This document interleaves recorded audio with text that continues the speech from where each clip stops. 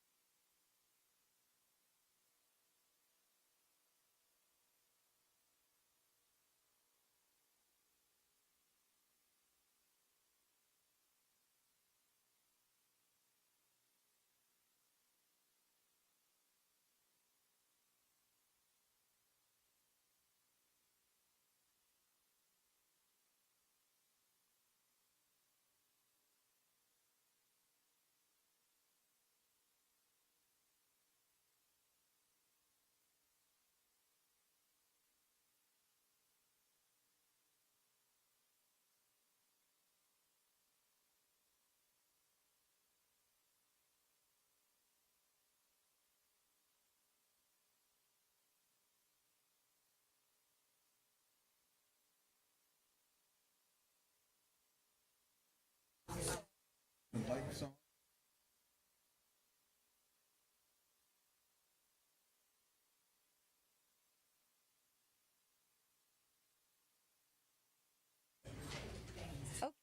If staff is ready, and it looks like CNET is ready, I'm going to go ahead and call to order the regular meeting of the Board of Supervisors for Tuesday, September 17th. If we could all rise for the Pledge of Allegiance.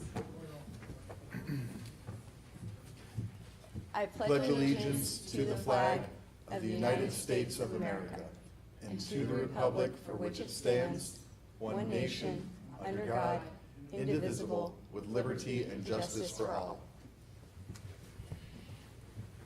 All right, we'll go to the manager for announcements. Thank you, Madam Chair, and thank you to members of the board, staff, and the public for joining us this evening for the September 17th regular meeting of the Board of Supervisors.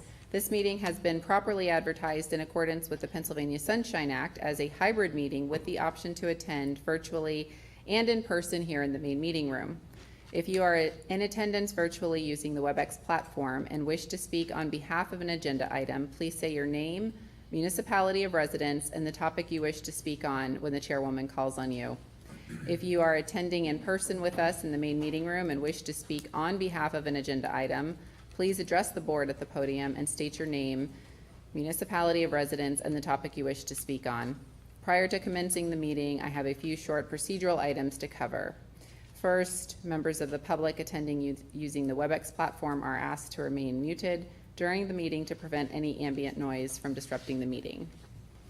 If a member of the public is acknowledged by the chair, they may unmute their microphone for their question or comment. Secondly, board members are asked to indicate their name when motioning or seconding a motion so that the minutes may accurately reflect the action taken.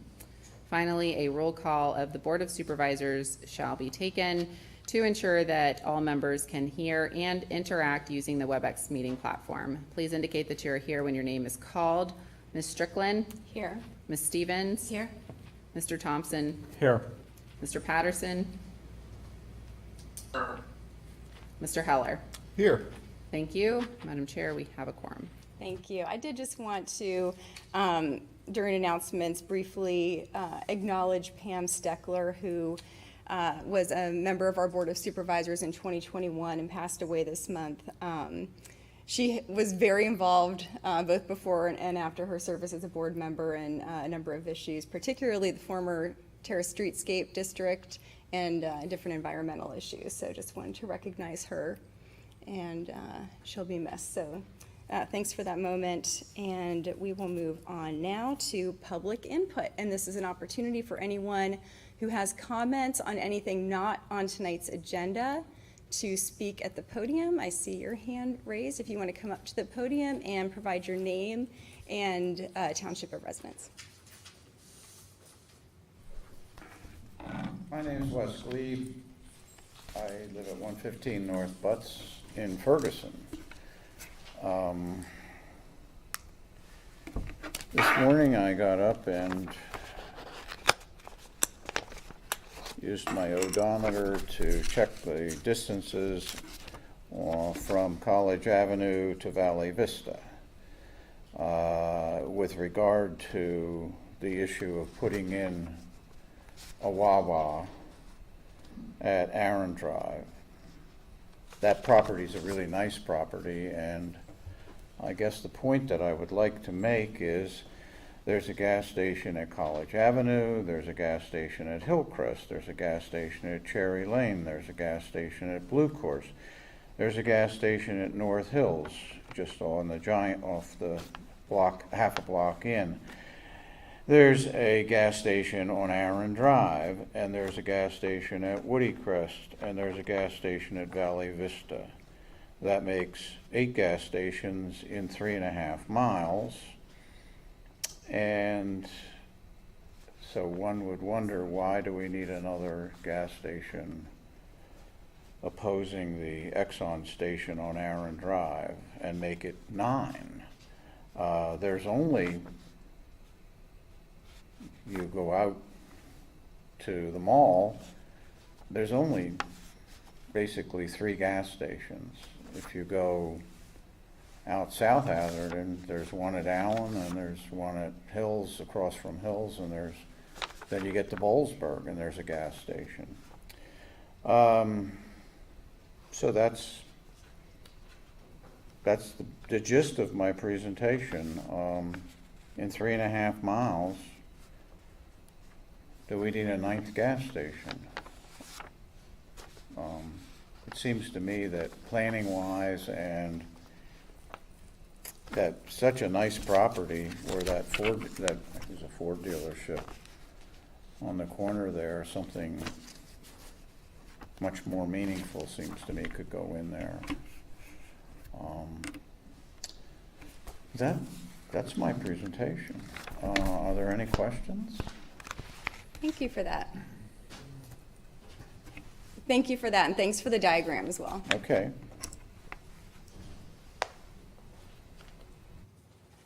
All right, other public input for items not on tonight's agenda?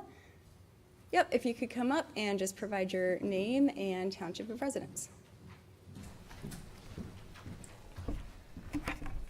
Hi, my name's Corey Hoydick. I live in Ferguson Township. I live at 115 South Butt Street. And I've been in the neighborhood for 6 years now. I've noticed since I've moved there, lots of the different buildings, businesses near me have, well, gone out of business and then since become vandalized. And I've reached out to one of the businesses still open, and I was told that removing any of the graffiti is an insurance liability, an insurance risk. And many of the buildings and trucks near there are, well, they're all abandoned, and there's no development, and there's really different numbers to call on all of those buildings. I was wondering if there is any way that I or someone else would be able to organize a mass cleanup of those areas rather than just one by one having to assess all of those, go through the different barriers. I think it would be more effective, it would be quicker, and it would make our neighborhood look nice again. We're really on the edge of Ferguson and State College. So if you have any questions for me or any input on how we can proceed with that, appreciate it. Thanks very much, and thanks for bringing this concern to us. I appreciate that. It's been noted, and hopefully we can do some follow-up on that. Thank you. Thank you. Okay. All right. If there's other public input, if you want to come on up to the podium and just give your name and township of residence.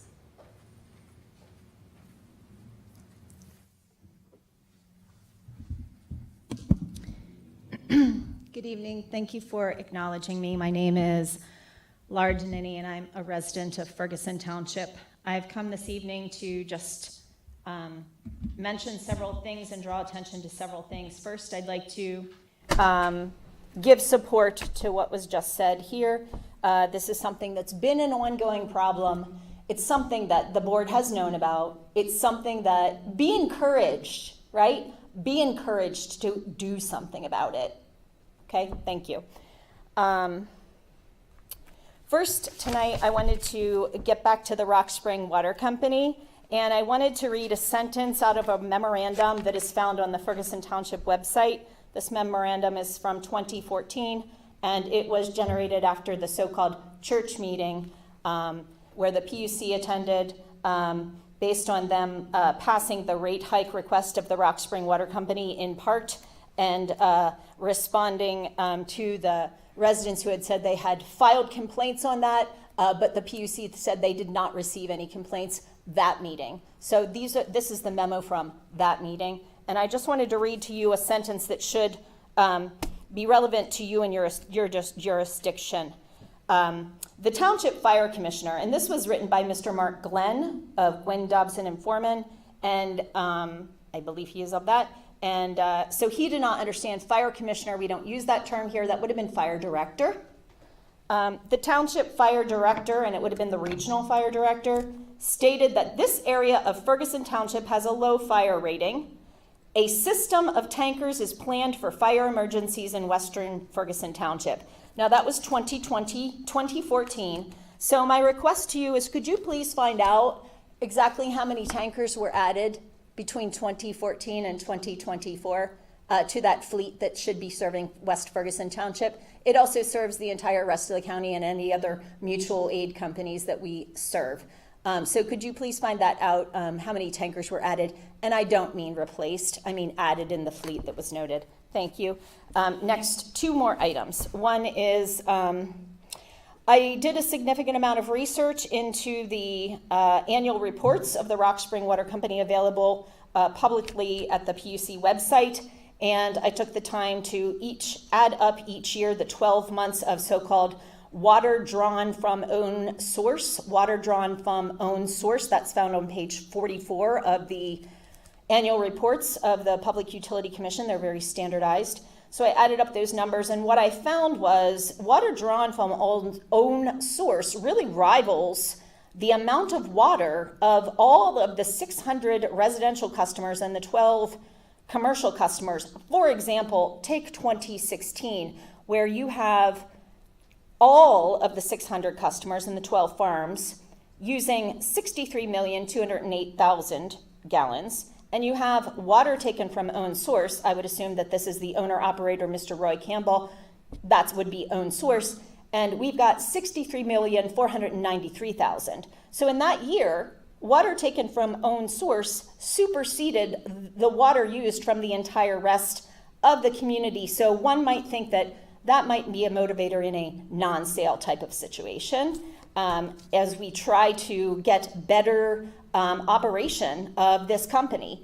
I'm not going to go into the type of behaviors that I've had to endure as the leaks are fixed, that for so long have not been. But let me tell you, when enforcement rains down upon the Rock Spring Water Company, it certainly is uncomfortable for the customers as well. Lastly, I just wanted to mention, as you all know, I have served on this board before, and I had multiple frustrations toward the end of my time on this board. Today, I had the opportunity to spend some time at the district attorney's office, and we had a conversation about enforcement and how important enforcement was in sending a message. And I would just like to hearken back to the conversation about the Baileyville Community Hall. And while we all love the Baileyville Community Hall, many of us don't love the kinds of things like parking wrongly, causing problems. When we discussed that, and Jens were like, oh, but it's okay because it's rural. Let me tell you that that kind of non-enforcement of our laws sends a message to the West End that the laws do not apply to them, okay? It certainly does. I can tell you for a fact, it certainly does. So please, if you have the opportunity to equalize your enforcement between the developed section of Ferguson Township and the rural, please do. Please treat us out there like the rest of the township. Lastly, just wanted to quickly mention, I've been thinking a lot about executive sessions since I've left the board. And I just wanted to leave you with two sentences regarding such. One, in the Pennsylvania Code, there are very specific requirements when you're having a personnel executive session. Please review them. Two, if you hear a solicitor complaining about how a supervisor speaks on every agenda item, something to that effect, that's something you should be talking about in public, not behind closed doors. Thank you.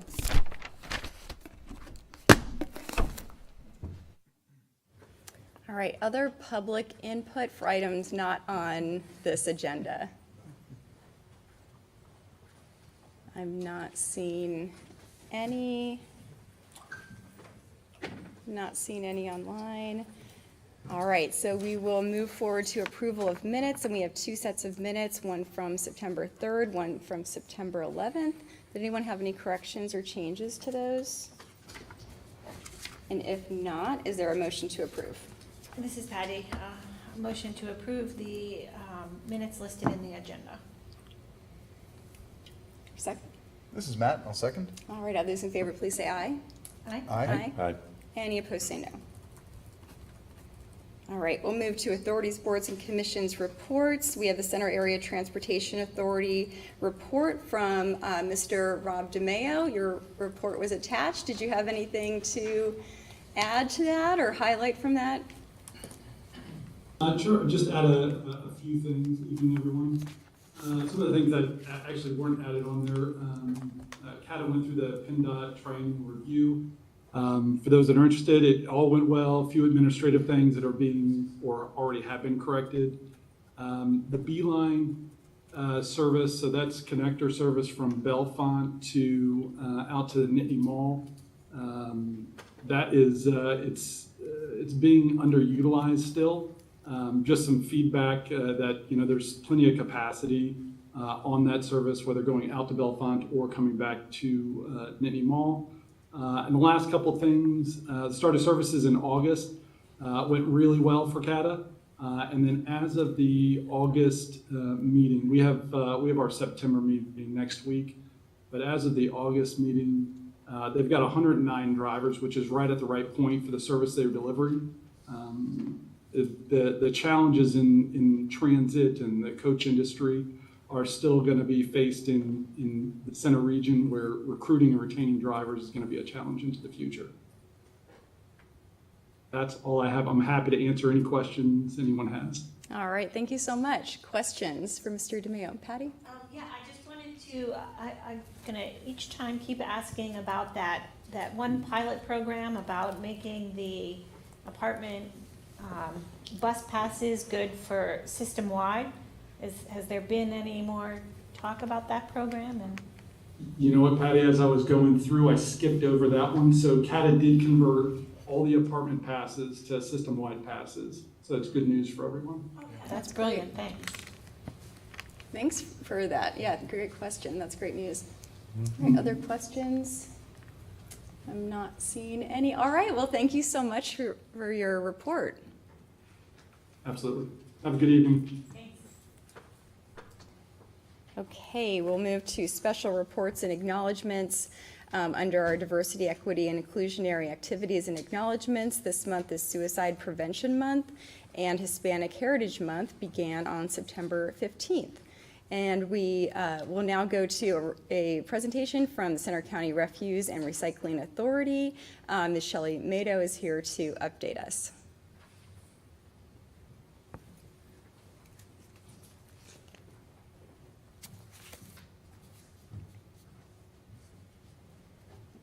Thank you for having me. So I'm just going to give just a little brief on what we're doing and what we're finding as we have trying to wrap up the cart collection. We're at a little over half of the residents have chosen their cart size, so that's pretty successful. Residents who don't choose will receive the default 95-gallon size. That's what we suggest for families, so if they don't choose, we have to assume it's a family. So that's pretty good, considering on top of that, there's a number, about 2,000 residences in HOAs and townhomes where that community will be choosing one size for everyone. So we're at a good point. All right.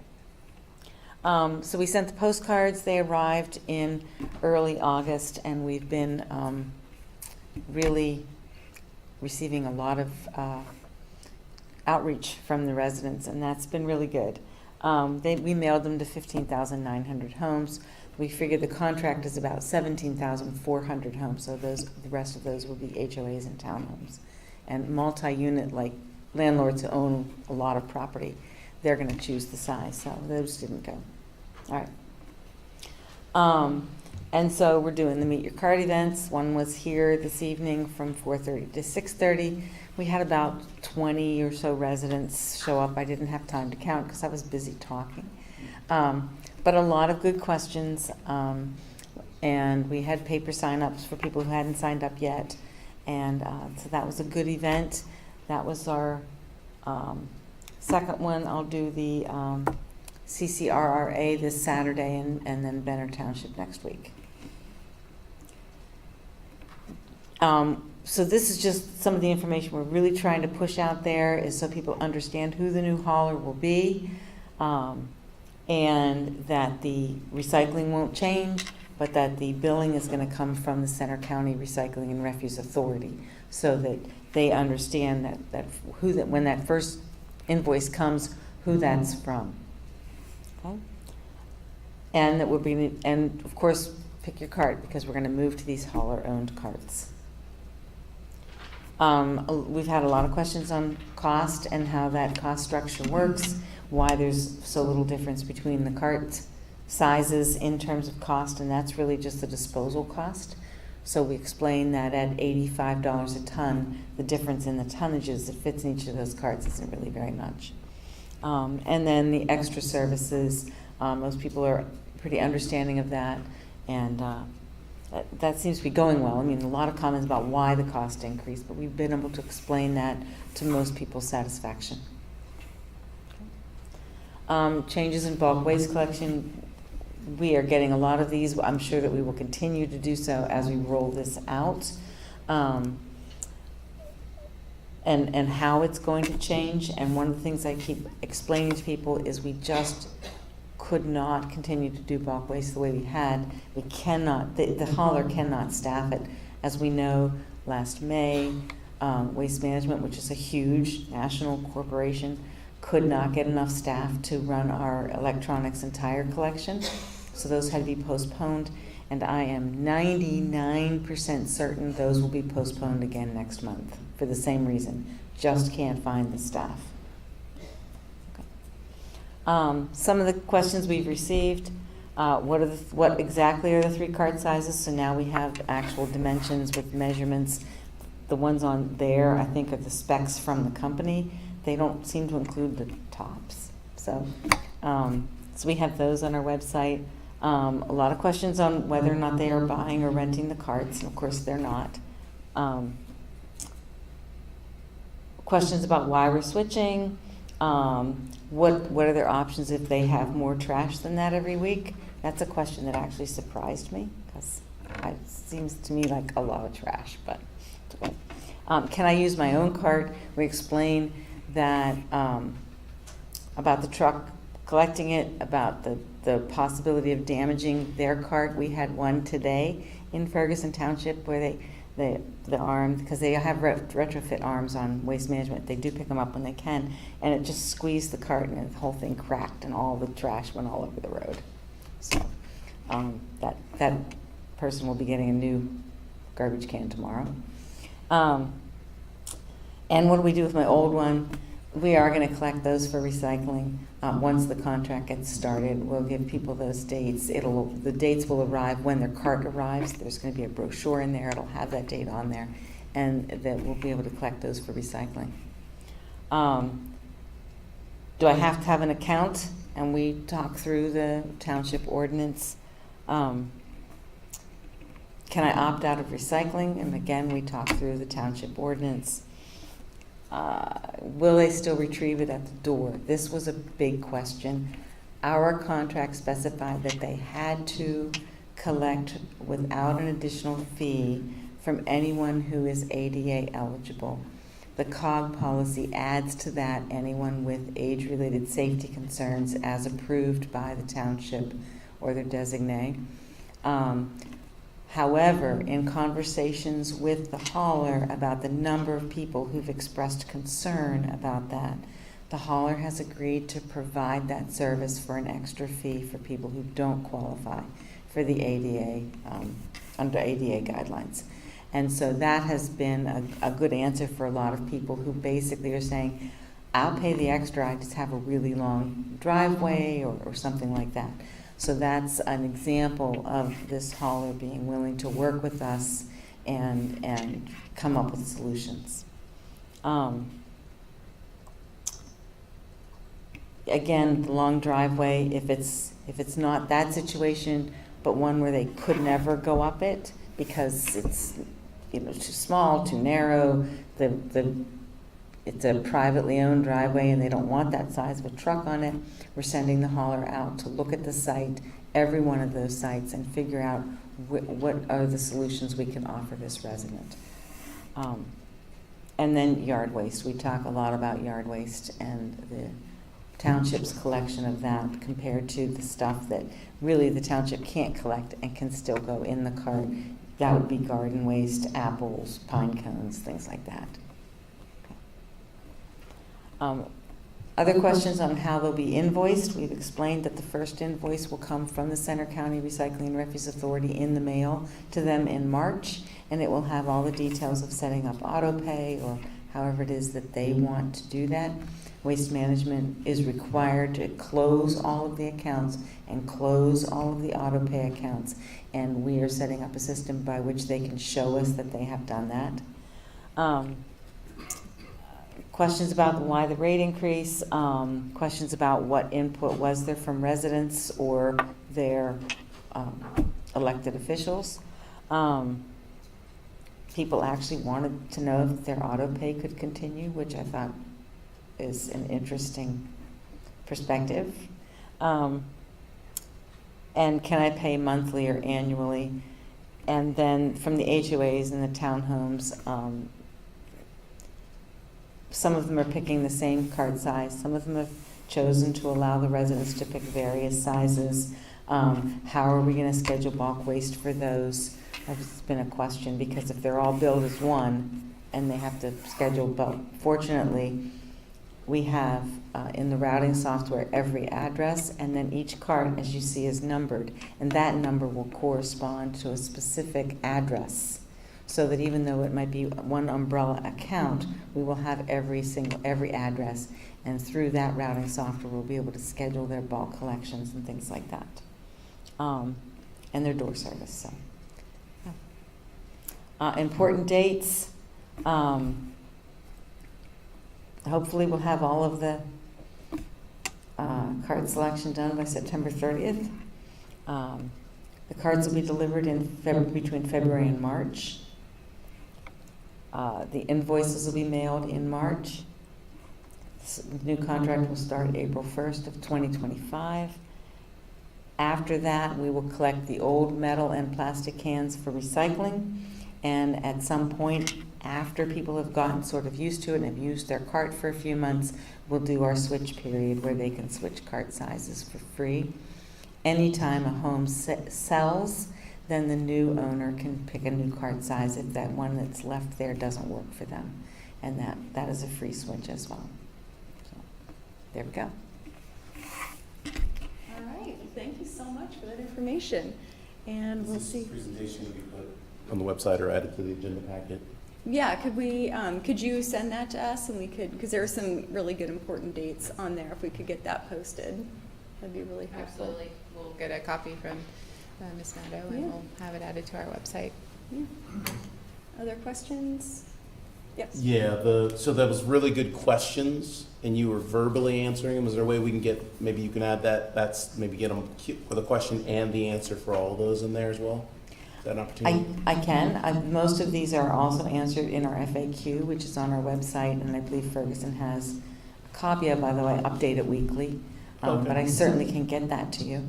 Well, then that's okay. If it already exists, maybe like the link to say the answers to all of these are at this link. Sure. That'll be fine, but it's good Mm-hmm. that they exist. Thank you. Yeah, we are trying to update that. I update that FAQ every week so that as I get new questions, and I put them in there and move them. If I'm getting a lot of one kind, I move that to the top. So. I love a good living document. Mm-hmm. Yeah, it's great. My only comments, I just want to say thank you, Shelley, for all the hard work that you've put into this, the contract, and everything that's coming up too. I know there's a lot of work ahead. Part of what we'll hear tonight as we talk about COG budget and other things is the request for the temporary program assistant. So you will have my support in that discussion. I just want to say thank you for everything. Well, thank you. All right. Questions? Great presentation. Yeah, thanks very much. I know we have one comment or question. If you could come up to the podium and give us your name and your township of residence, and if Shelley's able to answer, I'm sure she will, and if not, we can follow up. Mel Westerman, 165 West Pine Grove Road, Ferguson Township. And I have a question about 177 West Pine Grove Road, with which Shelley is familiar. I am the owner of both properties. They're both single-family residential units. I rent the one out, I've been paying both invoices, because that's the way it was set up. Has that changed, or will that be the same? We can send both invoices to you together, is that what you're asking? No. Can I transfer the responsibility for paying for the trash removal and the recycling to my renter instead of having to pay for him and then bill him? You absolutely can do that. We suggest the landlord pay the account because if they. Shelley, if you could come back up to the microphone, because that's a great question about property owners and renters. Yeah, so we suggest that the landlord maintain the accounts, because if the renter stops paying for it and then the garbage accumulates, the ordinance places the responsibility for that cleanup back on the landlord. That's the answer. So, yeah, the it's a- cleanup goes back to the landlord or the property owner, so then it falls on you. So I would hang on to it. I'll continue. Thank you. Yeah. Thank you, Yep. Shelley. Great question, and thank you so much for that Thank you, answer. Lisa.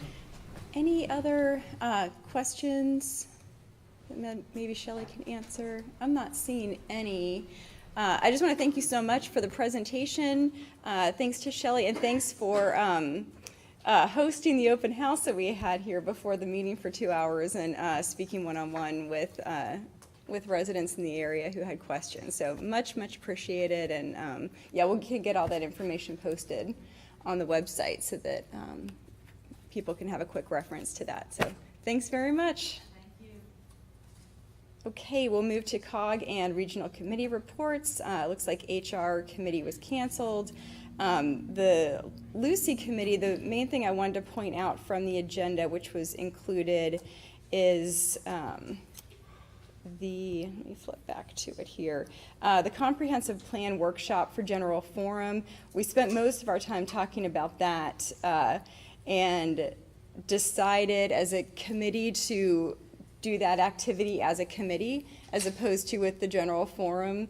The time for that was going to be pretty ambitious to have all 30-some elected officials and maybe public trying to interact with one another and list out priorities, et cetera. So it's a activity. So it just seemed like it might be a little bit too difficult to do with everybody in the room. So we're going to start that with the Lucy committee, and it will come back to the municipalities. My only concern was that we wouldn't have a voice as a municipality, but we will. So it's still not in draft form even after this exercise. So that's what I wanted to confirm as far as that. So any questions on that? So I assume that the general forum meeting will now be back at 7 p.m. So we'll look for that confirmation. I don't think it had been officially changed to the 7:30. We'll be discussing that Yeah. on Thursday. Yeah. I got word today, it looks like maybe the MPO has an urgent item that they'd like to get through this month, so we may still be meeting, but more to come. Very good. Yeah, but just confirming the time, I guess, too, because it was going to be at 6:30 for the activity, and the meeting was to begin at 7:30, so. If I'm correct about the next general forum, though, most folks will be out for the municipal conference. The managers, yeah. Yes, so I don't know if things are gonna be changing or what's coming out of exec session related to the October meeting. So, caveat, I Yeah. don't know. Yeah, so we'll see. So I guess keep checking your email to Yeah, make sure yeah. you show up at the right time and place there. All right, let me flip back here. Okay, Climate Action and Sustainability Committee. Yeah, that would be me, and I can't believe that meeting was only last Monday. Sorry, COG budget hearings have me, wow, I've lost some time in my life. No, not much to add to Ms. Motto, everything that was discussed there. A couple things of note, the solar power purchase agreement, the PBA management is moving to a 6-year commitment, not a 5-year commitment, so just a small modification there. And I understand that the contracts were going to be in hand maybe 9/10. I don't have confirmation on that, if they were fully received and and finalized, but that was the date that I had here. Then, yeah, that was essentially it, and a couple other minor things. All right, questions on climate? Yeah, just, you mentioned the solar power purchase agreement. The committee still aligned with it, or is there any kind of consternation there on? No, most of the discussion was related to the meetings that were going to be happening that evening, related to the legal fees, which, again, have already been voted on and will be paid. So that is now moot, but that was pretty much it. Copy that. Yeah. Voted Now, on. not completely moot, because we'll have to pay our share. Oh, right, we still are bound by the contracts, but there was nothing that has really changed in that space. Okay. But no, it was voted on, the school board will be paying the legal fees out of their portion, so All right. it's good. But again, that is a separate from everything I'm talking about in climate action, that is related only to purchase power agreement, but we're all involved in that with our various committees, et cetera, and COG. So you'll see things at general forum and more. All right, other questions on that? And Public Safety Committee. Public safety, 2 items. There were some updates to some HR documentation associated with some new positions in the underneath the fire chief, so kind of necessary OSHA things. So you guys can take a look at that and see it. The second one was Center Lifelink came and gave an update on their status. And I think my one takeaway, I'll pause there, it was just simple. They gave an update with the punchline being, we may be coming to COG for some dollars. And personally, Omari Patterson speaking, I'm a little concerned there that we're not treating EMS like an essential service. We treat fire like an essential service. We pay for every fire truck that gets brought online, all staff are paid for fully by the COG. We treat police like an essential service. They're in the budget here in the township. But EMS is getting grants, fundraising, going for donations, having to bill insurance companies all the time. It is atrocious. I'm speaking personally. I think it's ridiculous that we don't treat EMS like an essential service like the rest of them. So I think we've got to figure out something to do to maybe help in that regard, to pull it in with the kind of the rest of the other, what I would say, essential services that are being fully funded all the time, you know, versus kind of this consistent hat in hand type of a model. It's a problem. That's all I got.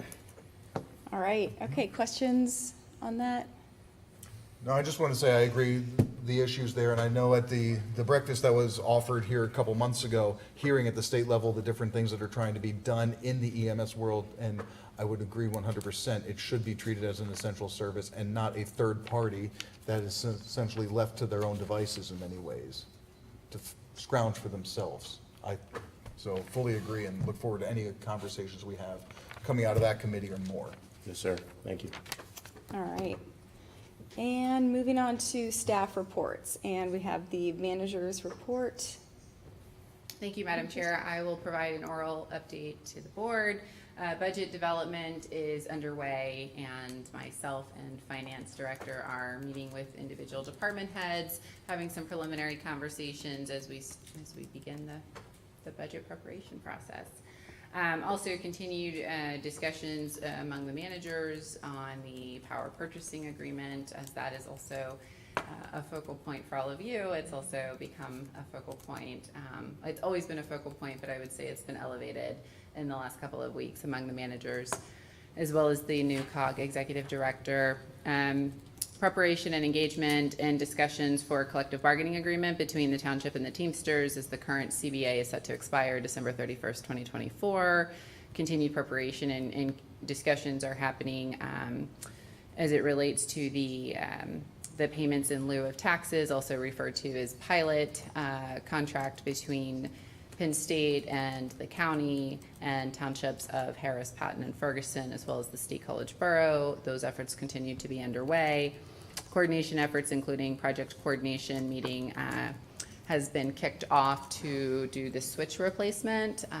All of our servers operate with a switch, and those switches, as you may recall, with the allocation of funding in the 2024 operating budget, is needing to be needing to be replaced. And so those efforts continue, and in collaboration with Human Resources, we're also initiating and have already begun what I'll call a metrics-driven process to evaluate job descriptions and ensure that the current scope of work and our practices for each position is aligned with the job description. Some job descriptions haven't been updated in several years, and so we're trying to do a more proactive approach to ensuring that our organizational model is reflective in writing and in current practices. And with that, I'll just conclude my oral update to the board. All right, thanks. Questions for the manager? Curious about the conversations around the solar power purchase agreement. What's kind of that elevation around it that I guess the manager group is discussing? Much of what you're discussing. And so as it's, there's a lot of conversations that, we understand are needing a little bit more attention as it's related to what people are hearing within the community, and understanding that we might be able to provide some clarification and maybe bringing conversations back to our boards as it makes sense for each individual municipality. I understand that there are concerns with the contracts and better understanding as to how solicitor roles have been played and what payments have been made or will be made. And so at this point, my position is that Ferguson Township has not received an invoice, therefore I have no comment. And unless we were to receive an invoice, at which point I would bring that to the board for a discussion, there's not a whole lot for Ferguson Township to discuss, because we have not received a request to approve or deny increased funding allocation for legal as it relates to PPA, nor have we received an invoice. And so while there's a lot of chatter, there is no confirmation that there's an invoice coming. And so until I have that confirmation, I choose to refrain from engaging in those conversations. That makes sense.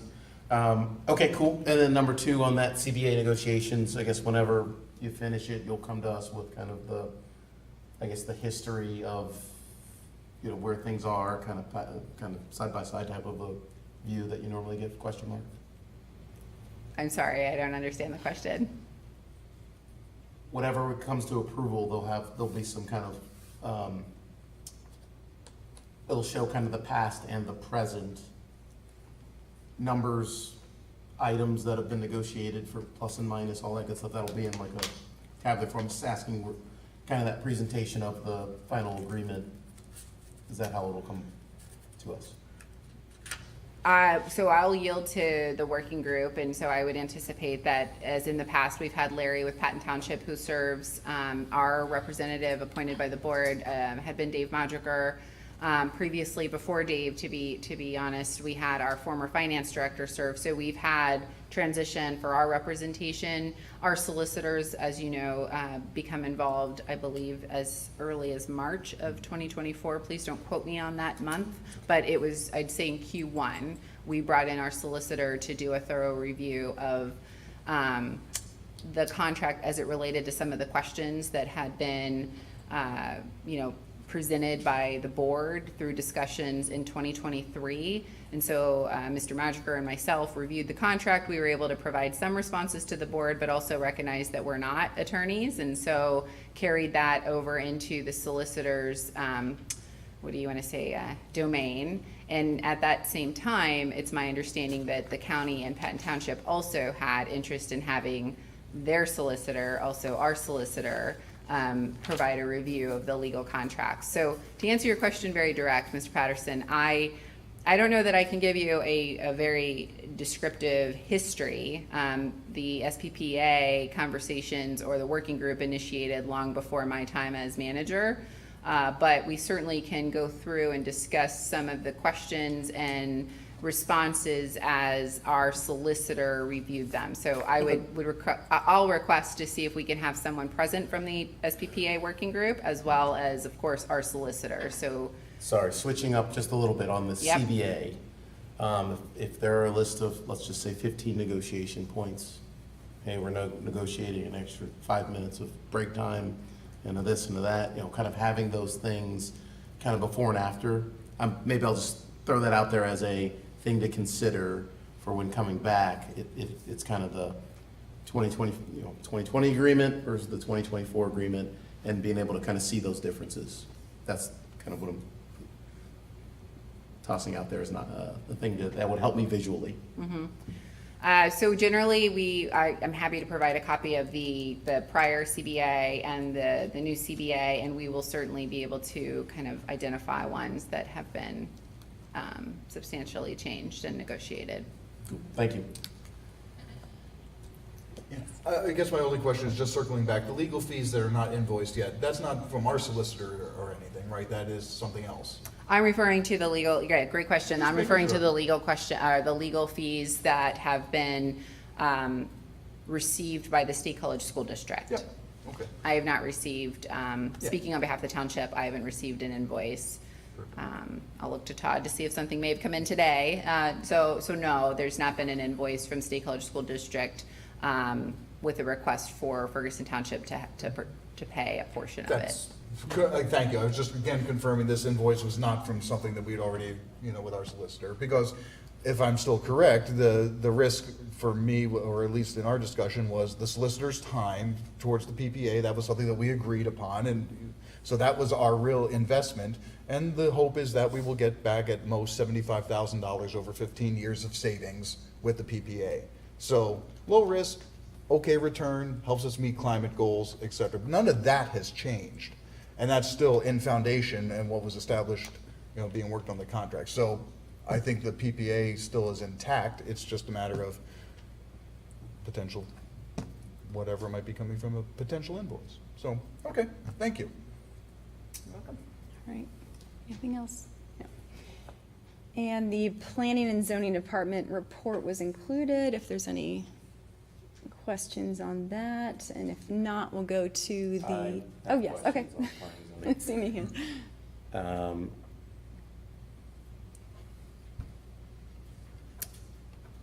Sorry, pulling my notes here. All right, so, I guess these are for Madam Manager.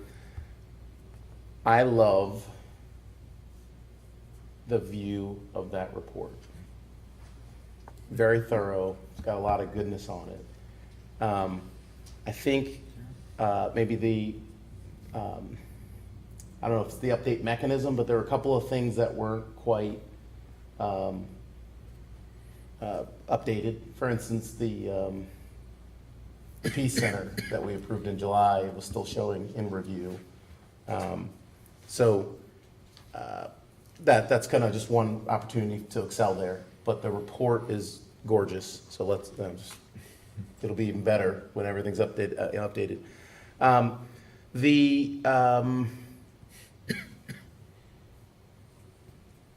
There was something that said contrails of retaining wall in Nolan soils. I had to Google all that because that wasn't a term that's familiar to me. So I get what it is. I just didn't understand. Is that something that's? Oh gosh, I was just thinking that. What was it? What was it?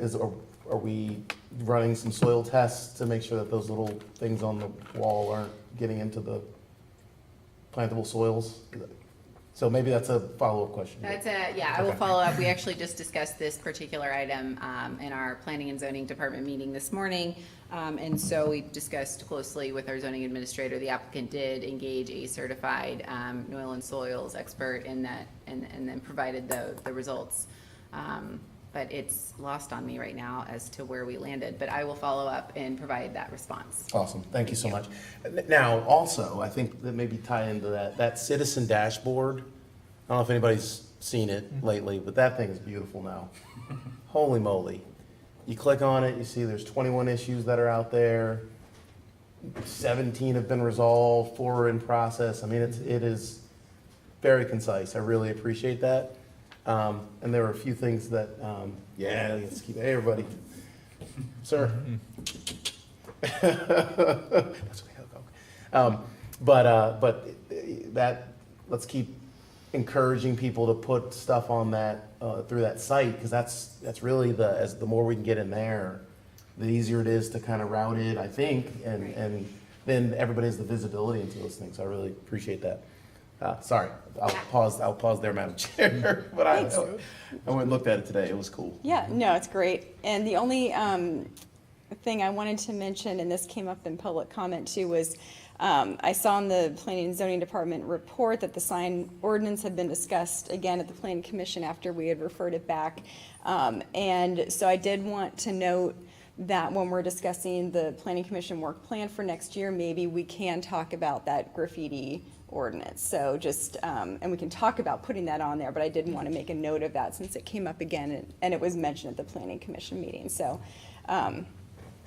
thanks very much. So I just want to share, Madam Chair, sometimes I understand we have residents that'll come to the podium and share a lot of items that are maybe kind of teetering between a policy item that the board can speak directly to or give some thought to, but sometimes it's more operational, and so staff went ahead and we created this little, I'll call it a mini flyer, and so oftentimes we kind of hear their comments and suggest a follow-up to staff, and so individuals that might have a comment that's related a little bit more to operations, they are invited to utilize this QR code. It'll take them right to the citizens portal, at which point they can submit everything that they shared, and then it positions staff to follow up with them.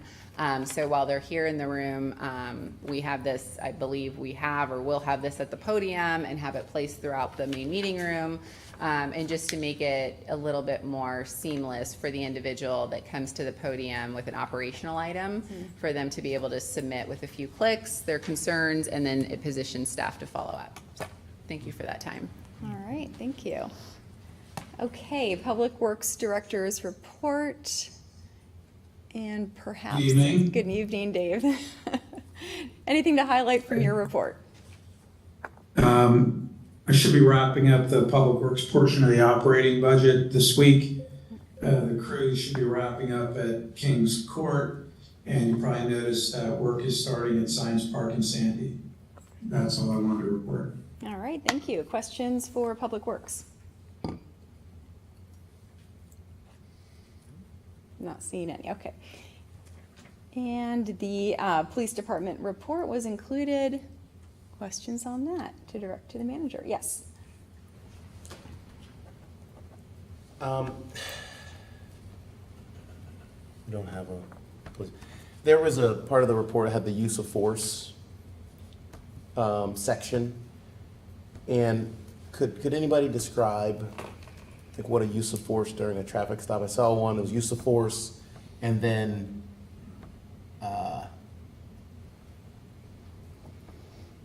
I think it was, maybe it was a DUI use of force.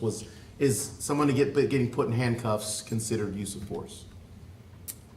In part, Okay. yes. All right, so if there's an opportunity in the next meeting for somebody from the police to be here, it'll be helpful.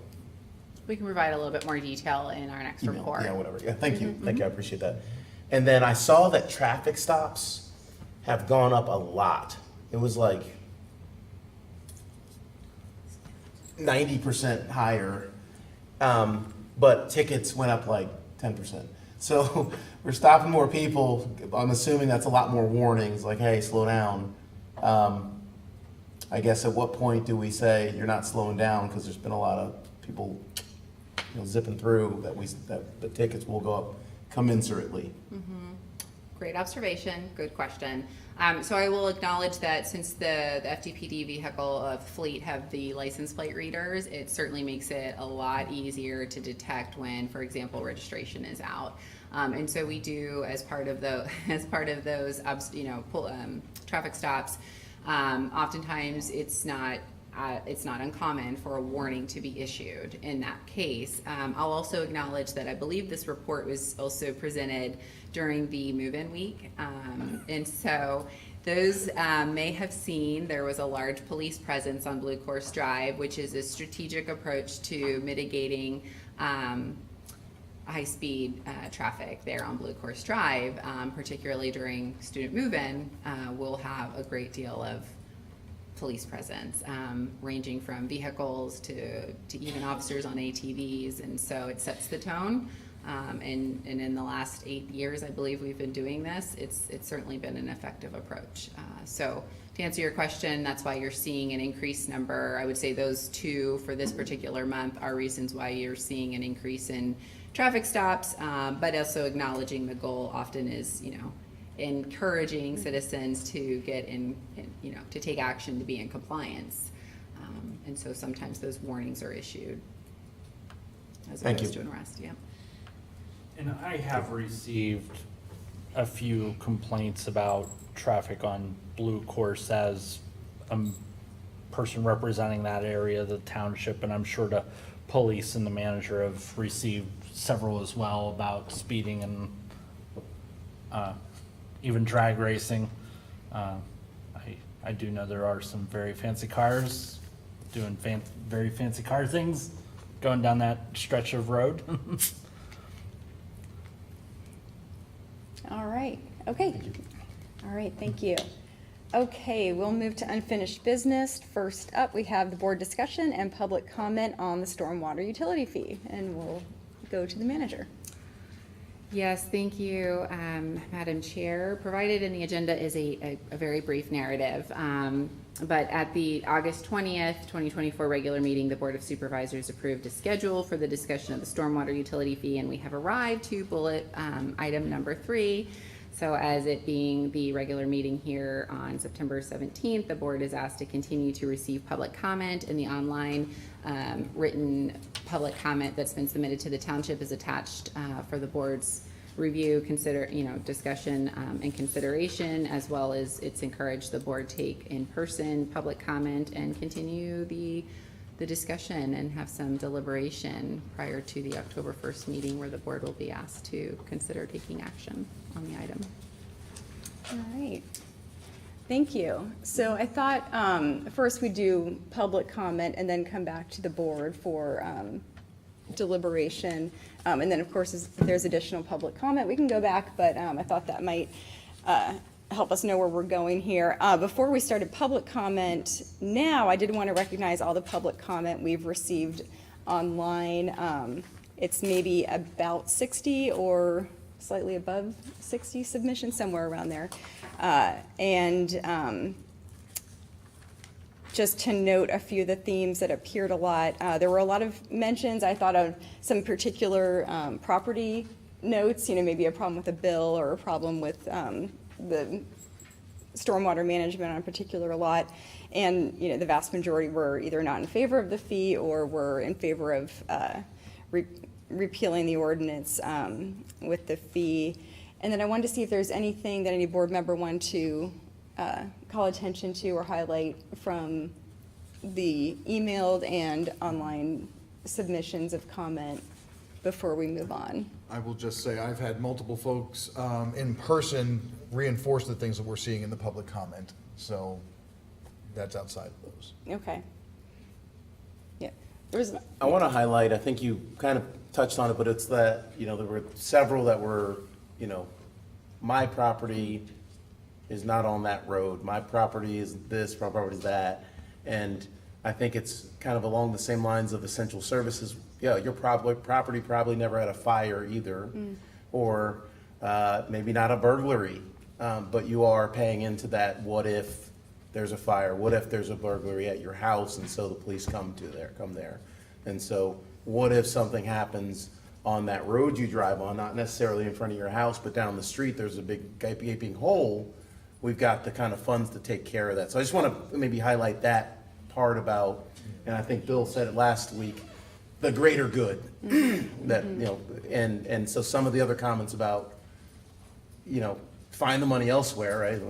Raise taxes, Mr. Songer mentioned, and things like that, are other options, menu options to achieving the same goal, which is to make sure we have Sorry, I'll pause there. Yeah. That's That's fine. started That's the monologue for a minute. That's fine. Pull back. No, that's fine.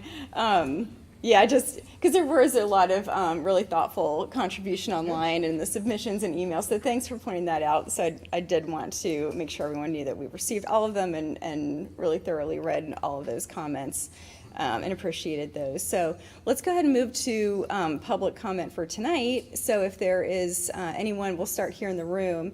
If there is anyone who'd want to make additional public comment or any public comment, sure, if you can come up to the podium and just give us your name and township of residence.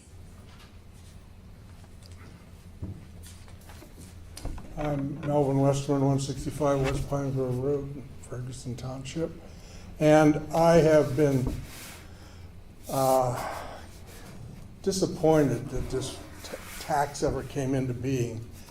It was the result of poor management by a previous board of supervisors who allowed the developments to go in without proper planning and without the proper approval of the stormwater management up in the area of our township that I call the Shires because of the names of the streets up there.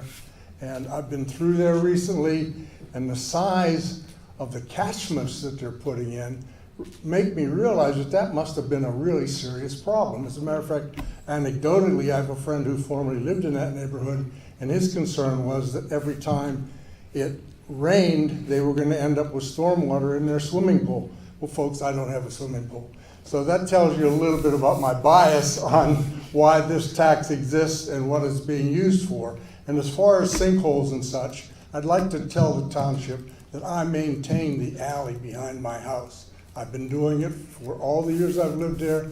We in the neighborhood pitch in to keep my block of that alley cleared. The next block in the alley is a wreck, but that's the way it is out in Pine Grove Mills.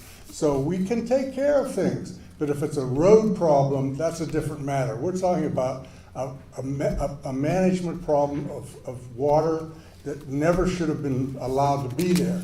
We had the same kind of situation when Olga Levy, whatever her name was, put in the Chester Street development. There's a low hole there, and that was dealt with very well by the supervisors that approved that development. There is a large catchment there.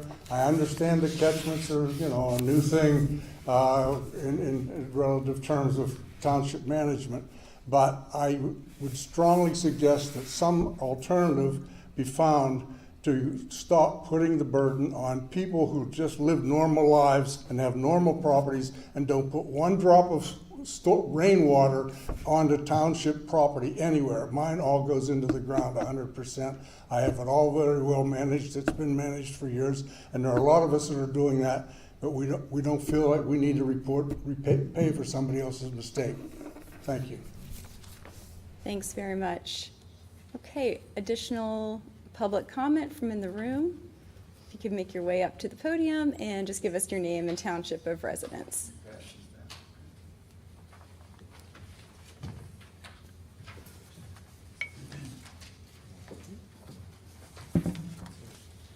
Thank you.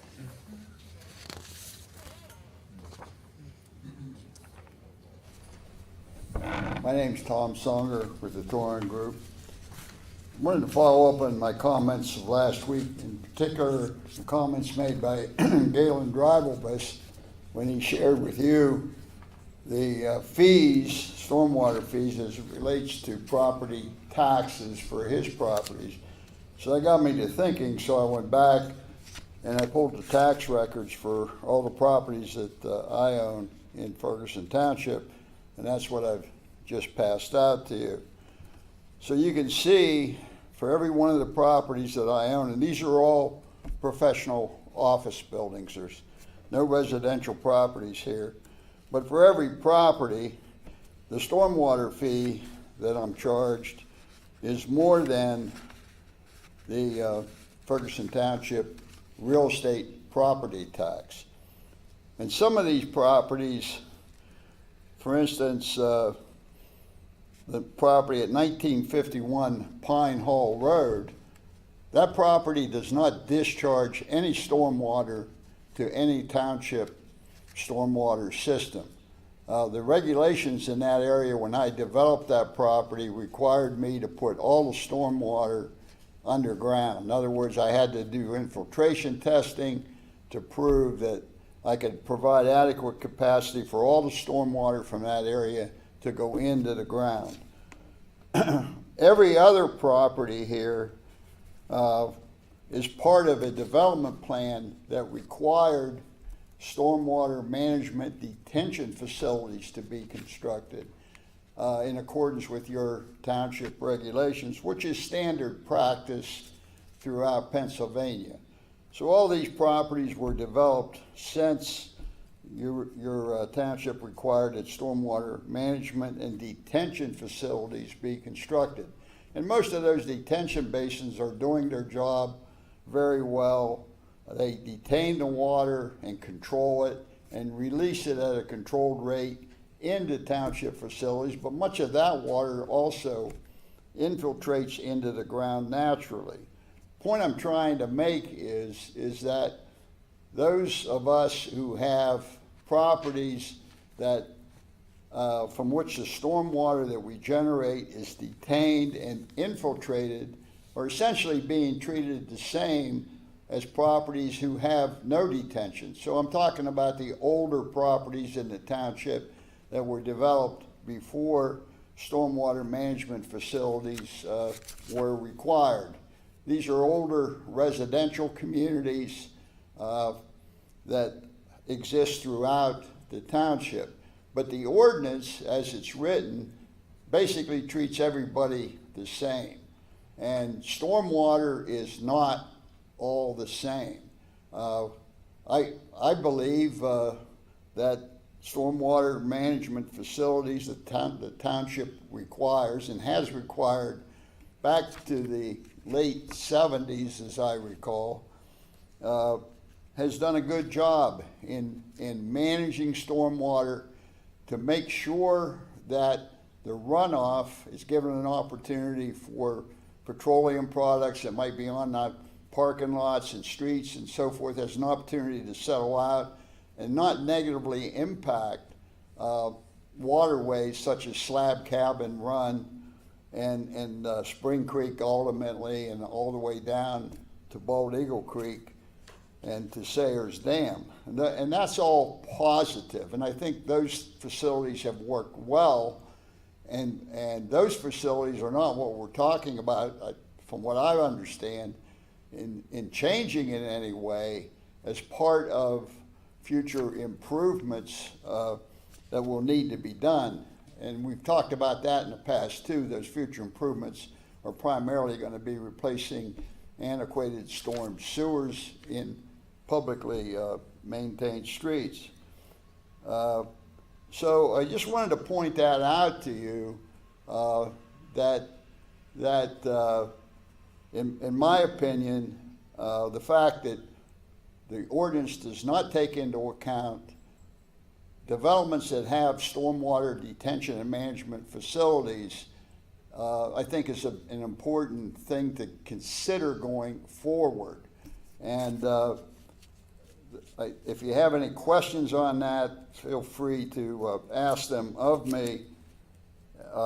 In going forward, I would hope that this is one of the things that you'll consider when you're thinking about rescinding the stormwater fee. And I won't go into the details I've already talked about in previous meetings.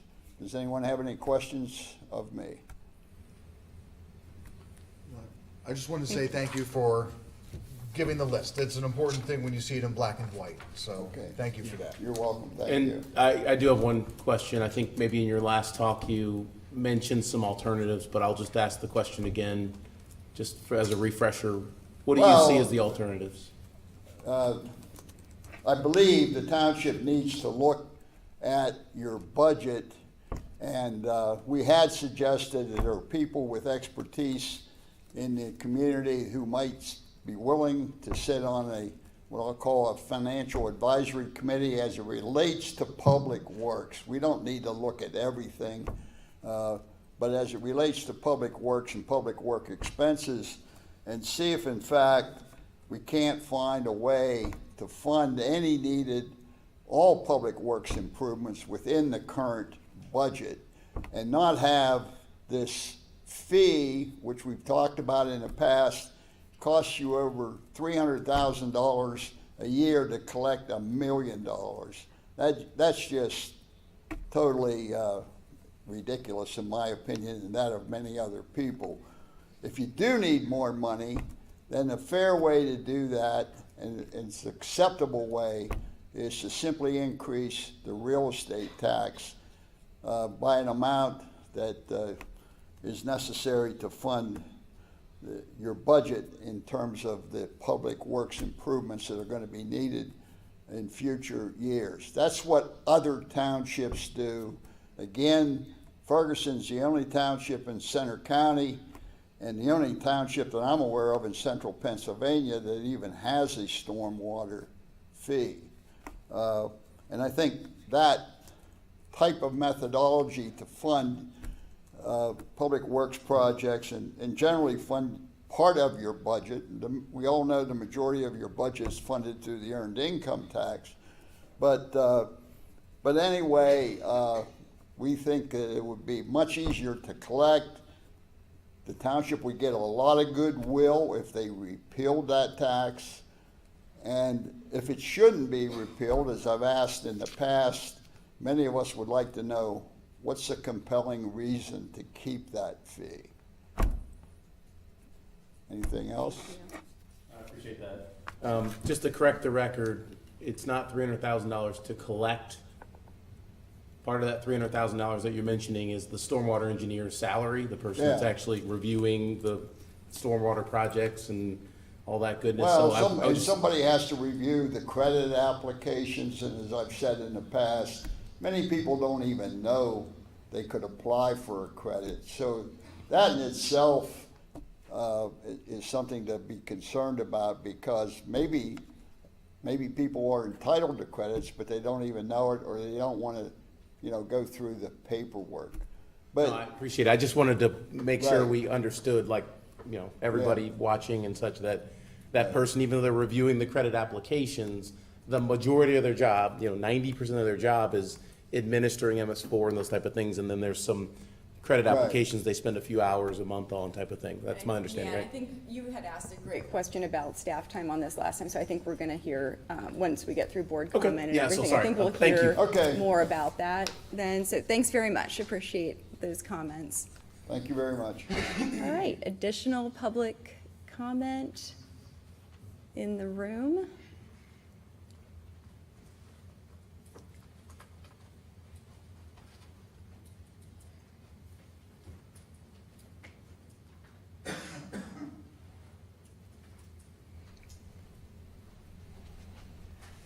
Bill Keogh, resident of Ferguson Township. Contrary to popular opinion, my comments will be short tonight. I guess I want to say to you as a group that I'm kind of disappointed. Throughout the 3 days of meetings for feedback, and especially in the first two, and especially in the first one, the request and the hope was that we could have a discussion about what the options might be in terms of a solution to the need that we have. And unfortunately, in my opinion, it hasn't been that way. As I look at the schedule, I see that at your next meeting, there'll be a board action on the matter. And yet, we really haven't had a discussion with the board, and you haven't had a public discussion with staff with regard to their recommendations and suggestions about how to look at this issue and have some possible options and solutions. I wish that had occurred, and that was clearly the intent I understood early on in this dialogue back and forth over the last 3 meetings. And so I just say to you that I'm disappointed that it hasn't gone along that way. You all have dictated how we, the public, would move on this, and how you would in fact move on this as well.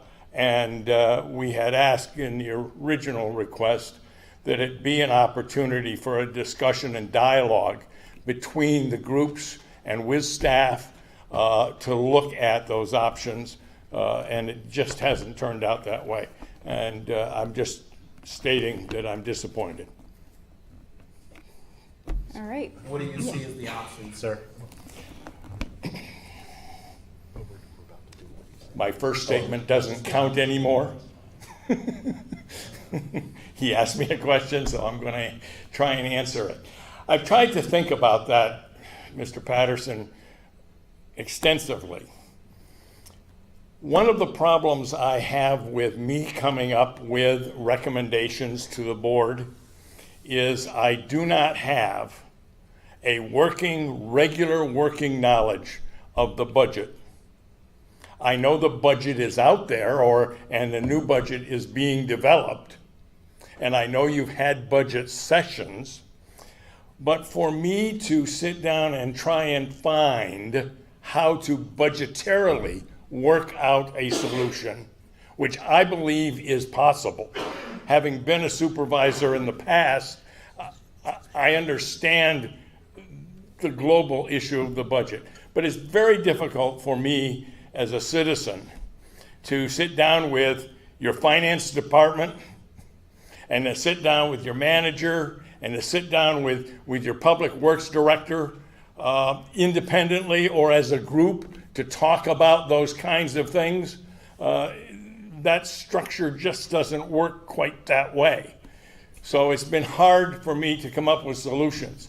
I think we have come up with a couple of considerations. One that I talked about was relooking at the whole TIF issue, and relooking at the formulas that go with that, and relooking at the priorities that we have with regard to the MS4 permits and the other public works activities that we need. Doing what is required of the MS4 permits has got to be part of where we start that discussion and then go from there. And I don't know how staff is approaching it. They haven't told us a thing publicly about what they're going to recommend in 2 weeks. So we aren't even going to have an opportunity to respond to you in regard to that without the immediacy of they're saying it and us responding. Won't get a chance to think about it for a while. Copy that. And if I were to repeat that back, there's look at TIF, update the priorities of some of the capital projects, and then start with the MS4 required items. Those are the 3 things that you tossed out there. Did I appropriately get them? And probably we ought to have a discussion about, as Mr. Heller has mentioned on more than one occasion, historically, platinum versus gold versus what we need to have, all right? And those are tough discussions. Those are not discussions that we just quickly gloss over. I look at a project that is out in the West End right now, dealing with stormwater. And I saw a platinum project initially presented. I don't know how it is now, but initially it was a platinum project on a piece of waterway that dries up 6 months of the year. And so things like that, I think, are important. I also think that we've got to relook at what the goal of the stormwater fee was and in what time frame. because it was my impression that we were looking at a compressed time frame, 9 or 10 years, and a huge impact. And maybe we can't afford that huge impact in that short a time frame. But that's another discussion. And again, having that with the public works people and staff and the professionals, I think is important because we don't want to get it wrong. And I don't feel competent enough to be able to recommend to you or the board some of those kinds of discussion issues towards a solution. All right, thank you. I appreciate it. Thanks. Okay, other public comment, if you could make your way up to the podium, please.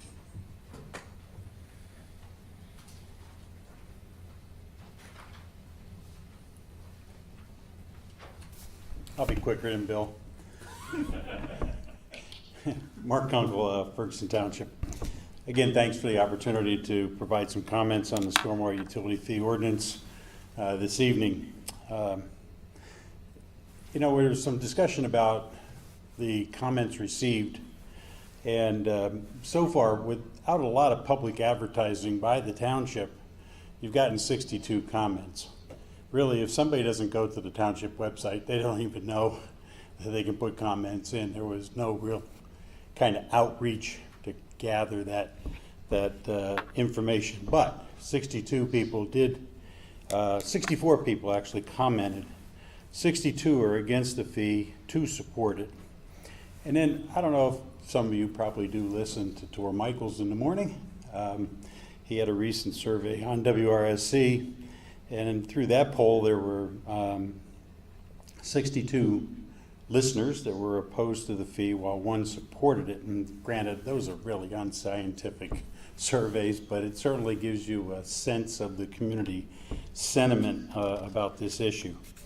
To follow up on Tom's comment, as you heard Galen report last meeting, what impact the fee has on his, as compared to his real estate taxes. Tonight I want to add a little bit to that report. I received a listing from a rather major property owner who is either owns property individually, has a partnership in property, etc. And he asked not to be identified this evening, but provided me with 24 properties that reported that the stormwater fee was between 59 and 346% more than his township real estate taxes. So the impact is pretty significant there. I want to talk a little bit about dollars, because this is something I think that you're going to be getting into very quickly here with the 2025 budget. Your capital improvement program, your stormwater projects there total $1,377,300 as proposed. I think you got a printout of that or something in your packet this evening. The last STMP report on phases 1 and 2 of the project, table 10, listed an additional $375,000 in operating expenses. That totals $1,752,000. Most recent July financial report, which I think you've already collected 98% of the stormwater fee, you received $1,228,000. So you have a $523,000 difference. That difference would have to be made up if the budget goes through and all the projects are done. You're going to have to make a transfer from the general fund of a total of over $500,000. And typically, that transfer has been around $200,000 to $250,000. It's quite a financial conundrum if I was thinking about it. So I would suggest that as you approach the 2025 budget preparation, that you focus only on project cost that the township is mandated to do under the MS4 program. Those are absolute costs that you've got to do. You've got to get your permit and you've got to meet the requirements of the MS4. Those projects total roughly $639,000. Less than 1/2 of the $1.7 million being proposed. So you can bring this whole program down into something that's manageable. And if you have $250,000 of general fund money you're already spending, you really only have to find another $400,000 in the budget. And so I think that it's something that is manageable. It's something that that the board can really consider, but I would strongly suggest that you focus on the MS4 projects that you have to do. And just as an aside, speaking with your former road superintendent a few weeks ago, I said to him, I said, you know, in 20 years of experience or 25 years of experience, how many times did you see a surface failure of a stormwater pipe in a public street? And his response was, I can count them on my one hand. So we're not dealing with a public safety issue here,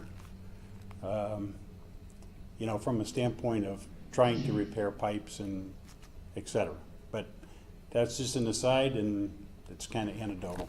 But be happy to answer any questions you may have to. All right, thank you. So I'll ask the same question. The options, you kind of gave the one, and the one option is just stick with MS4. Is that a good summary? Are there any other things to talk? I think it's an excellent starting point. Okay. Awesome. Thank you. Much appreciated. All right, is there other public input? Looking in the room. Any public comment online?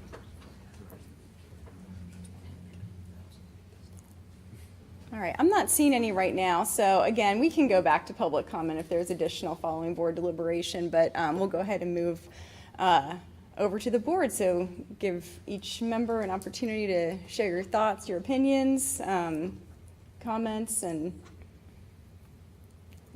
Matt, Jeremy? I would like to maybe just start the conversation with the timeline of events and what we would anticipate this evening and in our next meeting, because I think it may speak to Mr. Keogh's concerns about what are the potential options and everything on the table. So if I understand correctly, and I'll just preface this with being a project manager, timelines are great, but timelines can sometimes be adjusted. So with that in mind, I understand tonight we're going to be talking, sharing ideas, just as we heard from residents already this evening, but talking about ideas. And then on October 1st, although that is the night of, we'll say, action, that is also the night of township to present recommendations for review and input. Is that understanding correct? Let's just start with that baseline.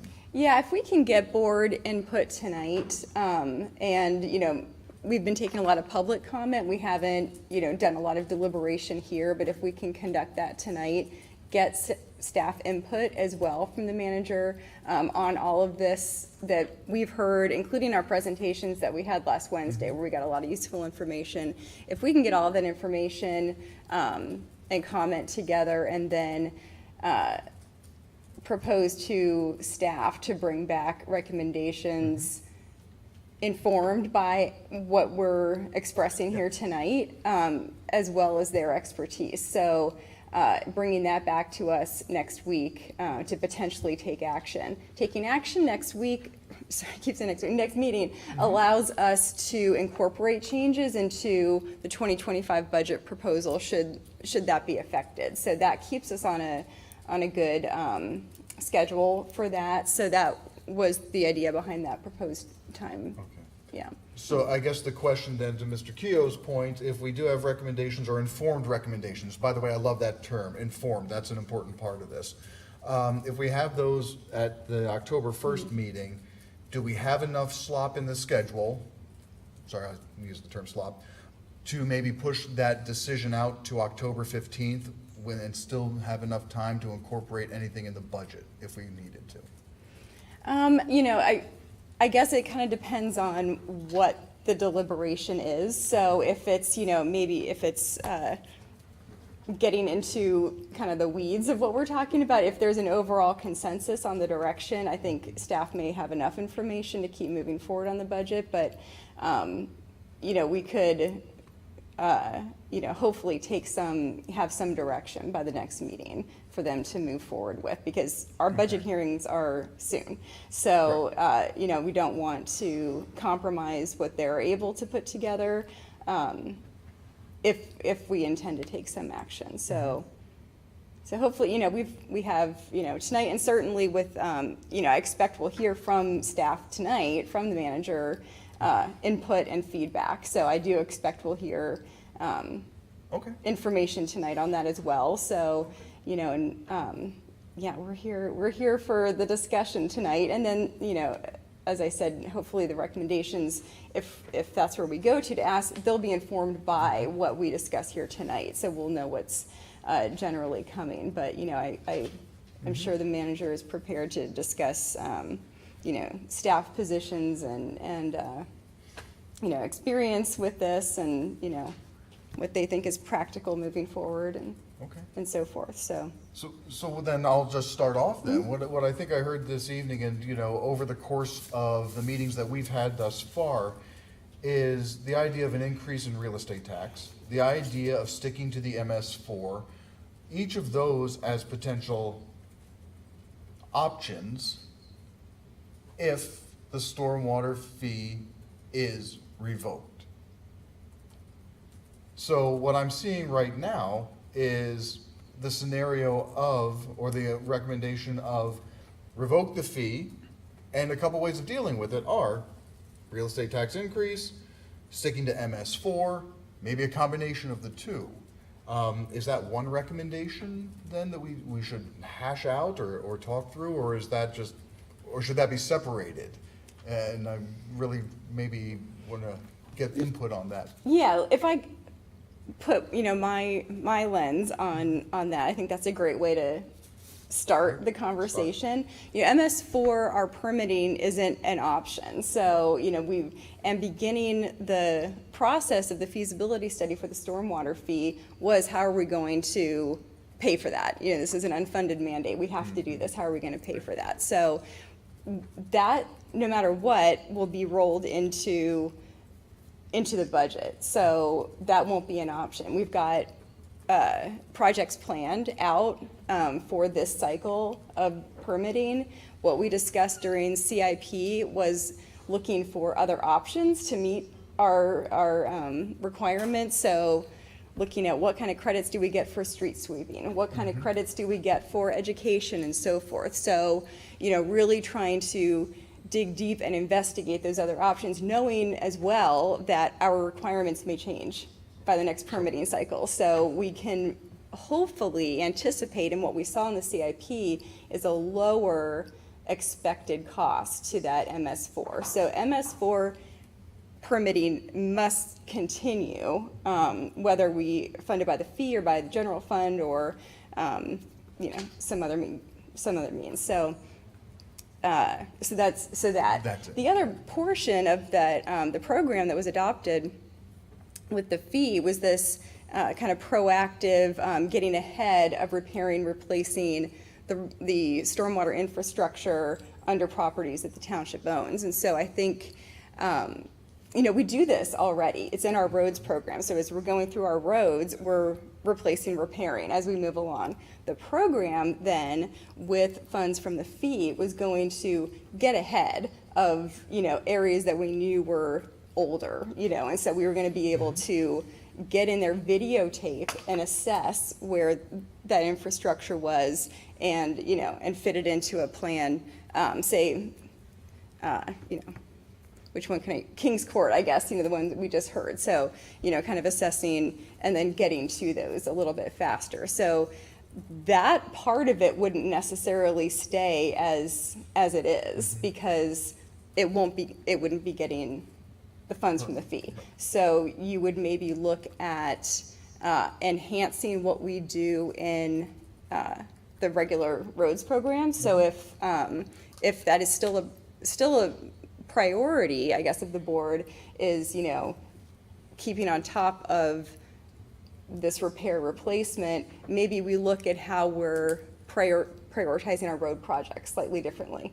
We all went on the road tour this year for the CIP, and we're looking visually at road conditions. That's not the only thing that goes into putting them in order of repair, but, you know, maybe we're having further discussions about additional things we want to prioritize. It just wouldn't be this extra program. Understood. If that explains it a little. Oh, it does, yeah, trying to jumpstart the conversation. No, I appreciate it because it's complicated, and, you know, there's so many different pieces to it. And so I appreciate kind of kicking it off a little bit. Right. And the other thing we heard, right, was the TIF and how that's related. So I was curious to understand maybe a little bit more of the options around that, or? Yeah, and we could get into that even more when we're doing the budget. The manager, of course, is responsible for bringing the budget to the board, and when we get into the budget, we'll talk about what those percentages are and so forth. And we did have, just I guess as a means of sharing, we had some great education on the budget earlier this year as people were onboarding onto the board, and so we're able to learn about things like the Transportation Improvement Fund, which wasn't just an internal action that was actually done by ordinance. And so, you know, it's those percentages are set for those road improvement funds, and that the use has been expanded over time for what's permitted in there. So it's, you know, it's certainly something that, you know, maybe the board would consider during the budget is, you know, and maybe, yeah. So what I'm hearing is really the option, if it were revoked, is sticking to the MS4, we know that, and then potentially looking at, again, that real estate tax or the TIF. So I'd love to see some informed recommendations, maybe with those incorporated. And I'm sorry if I'm yelling. I know I'm looking this way. I hope folks can hear. And I'll say, I know it's very difficult how we're set Sorry. up. I realize half the time I'm ignoring the other half, so I apologize. And to say also that, you know, when we come back at the next meeting for whatever, to look at the recommendations to take action, it'll be on the specific ordinance. And so we'll know that within just a few weeks, we'll have the budget proposal. So we'll have, you know, staff being able to incorporate what they've learned that the board's policy direction is, and to incorporate that into the budget. So, yeah, just to kind of give the time frame, but I'll look to the manager too to speak on that a bit. Thank you. Yes, I just want to provide some clarification. There was a resolution 2001-25 which established the TIF, and so there, during its enactment or establishment of the TIF, there was a percentage of earned income tax. I think it was less than 1%, 0.61 of our mill, our real estate tax was parsed out and put into the TIF. And so there was a breakdown, and I'm happy to circulate that for your review, the initial resolution, and then of course that is updated by resolution as directed by the board. So I just wanted to provide that point of clarification. Your question or your comment regarding, you know, what is the resolution, and I appreciate Chair Strickland. I mean, you're absolutely right. As part of a budget presentation to the board, if we are in a situation, excuse me, where we have a deficit and you know, the manager felt, for example, that we needed to increase taxes, that would come as part of your proposal for the budget. You may recall the presentation from Strategic Solutions with Mayor Dussel also doing much of the presentation as it related to our funds and our overall operating budget. They had presented that, I believe, and I don't quote me on the year, but it's in the stamp report in 2027 that the township can expect a deficit, and that's not just with, you know, focused on Fund 20. That is across all accounts, all funds. And so I think, you know, just giving some thought to that and recognizing, I think you're right. I think Supervisor Heller's got a great point, like being mindful that we are going to need to talk about those solutions at some point, and generally you'll see a proposed approach in your budget presentation, at which point if that were to be the case, which I can tell you as it's currently standing, this could change, but as it currently stands, there's not currently consideration for a proposed tax increase. But in a scenario where a proposed tax increase was presented to you in your draft operating budget as part of discussions, that would be discussion item for the board. I would also say one reason you're likely not to receive, not affirmative here, but likely not to see a tax increase is largely a result of the entire purpose for being part of the strategic management planning program, right? They're in the process of combing through the last 5 years, all of our CIPs as well as our operating budgets and identifying areas for concern, improvement, and part of their scope of work in, as required by DCED is to present a proposed multi-year financial plan.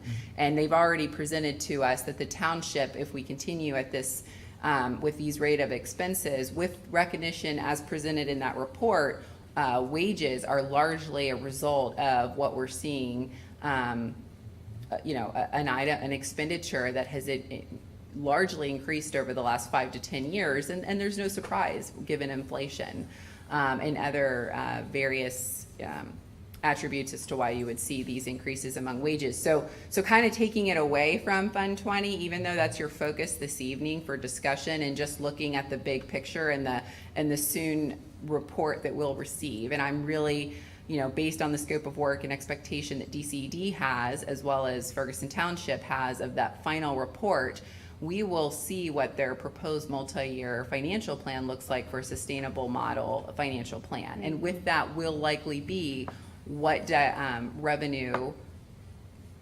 options the board should be considering. And so I think, meeting the state guidelines and regulatory requirements, I'm really looking forward to that report, and I hope that the board will take that report into consideration, and that will inform these discussions in the future. Thank you for that. That's a great question, yeah. If I may, I think what this does is it reinforces that we are all in the same boat. Elected officials, staff, residents in the room, and joining us online and watching this potentially later. We're all in the same boat, and I believe truly, especially with this discussion tonight, that the answer is somewhere in this room. We've got it somewhere between electeds, staff, and the residents here, something that can work for everybody as we go forward with this. So I again I just want to say thank you for having the conversation that acknowledges we are in the same boat in this one, and we've got some tough decisions to make and some hard conversations to have over the next couple months and years as we look at this. But those are my only comments at this point, and as we work towards that, again, I'll use the word informed recommendations. So thank you. Who's up next? I'll go next. You used a lot of words that I really wrap my head around, and that is like regulatory requirements. So things like prevailing wages, we have to pay certain amounts. So in general, the cost basically of everything has gone up. I mean, we see it everywhere. And it's not just in stormwater, most definitely in stormwater mitigation, as we've seen, but just across the board, and we are obligated. Right. Okay. So yeah, you're absolutely correct, Supervisor Stevens, that it's not just with, contracting work and wages, it's also with material. I mean, just look at a lot of our estimates, you may recall in 2023, our operating budget was most of the allocation that the board had approved in 2022 for the 2023 operating budget. Most of our capital projects, we saw those bids come in much higher than what we anticipated. And we saw that a little earlier in this year, and it's not a reflection of necessarily poor estimates as much as the inflation really, in some cases you may recall, doubled some of those bids that we received. And when we looked and really kind of looked closely, it's a reflection of the market based on the inflation as it's impacting not just wages, but it's also impacting material. And I could go in detail. I'll save all of the, other additional examples that I would really encourage the board to consider, mostly in a future discussion. But even we were negotiating, and the board may recall when you approved the CBA for the police. I mean, we did a very thorough analysis of what all of our neighboring municipalities were paying their officers, and our officers were significantly low in wages. I mean, I think it was over $2.25. And so while there was a negotiation, approach in terms they were asking for higher wages, and we were also looking to have more of a financial fiscal approach to finding some common ground.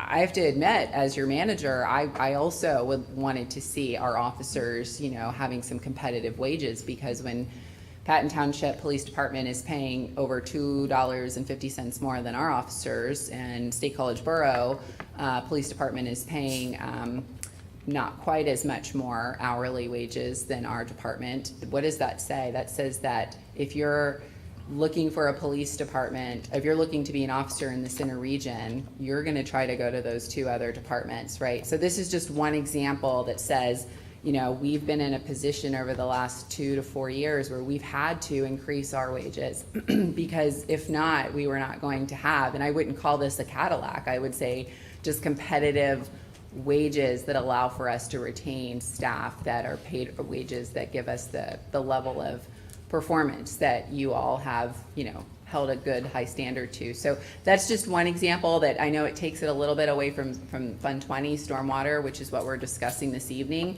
but it's understanding that we do have a lot of conversations and hard decisions, and we are all in this together, and these are just conversations that I don't know that have always been in front of the board.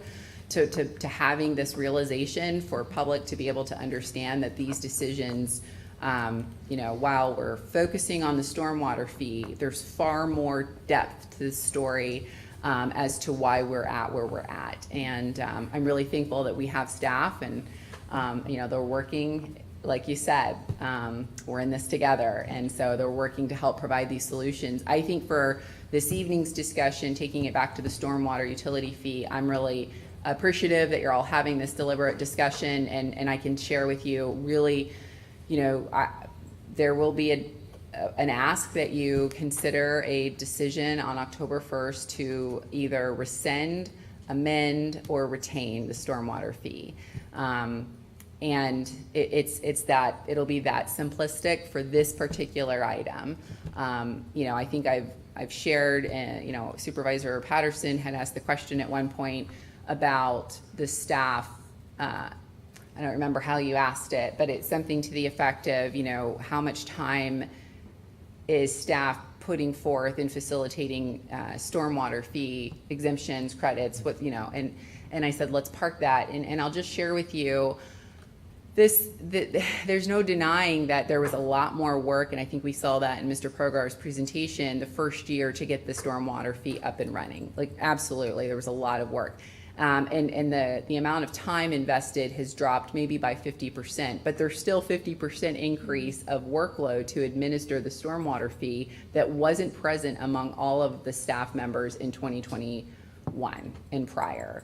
And so we do hear requests for a more adequate balance of staffing and to have a staffing model that is less, which I like to say that we aim to keep a responsible number of staff, but as we enact more ordinances and more, policy that requires administration, the realization is that we're going to need to increase staff at times.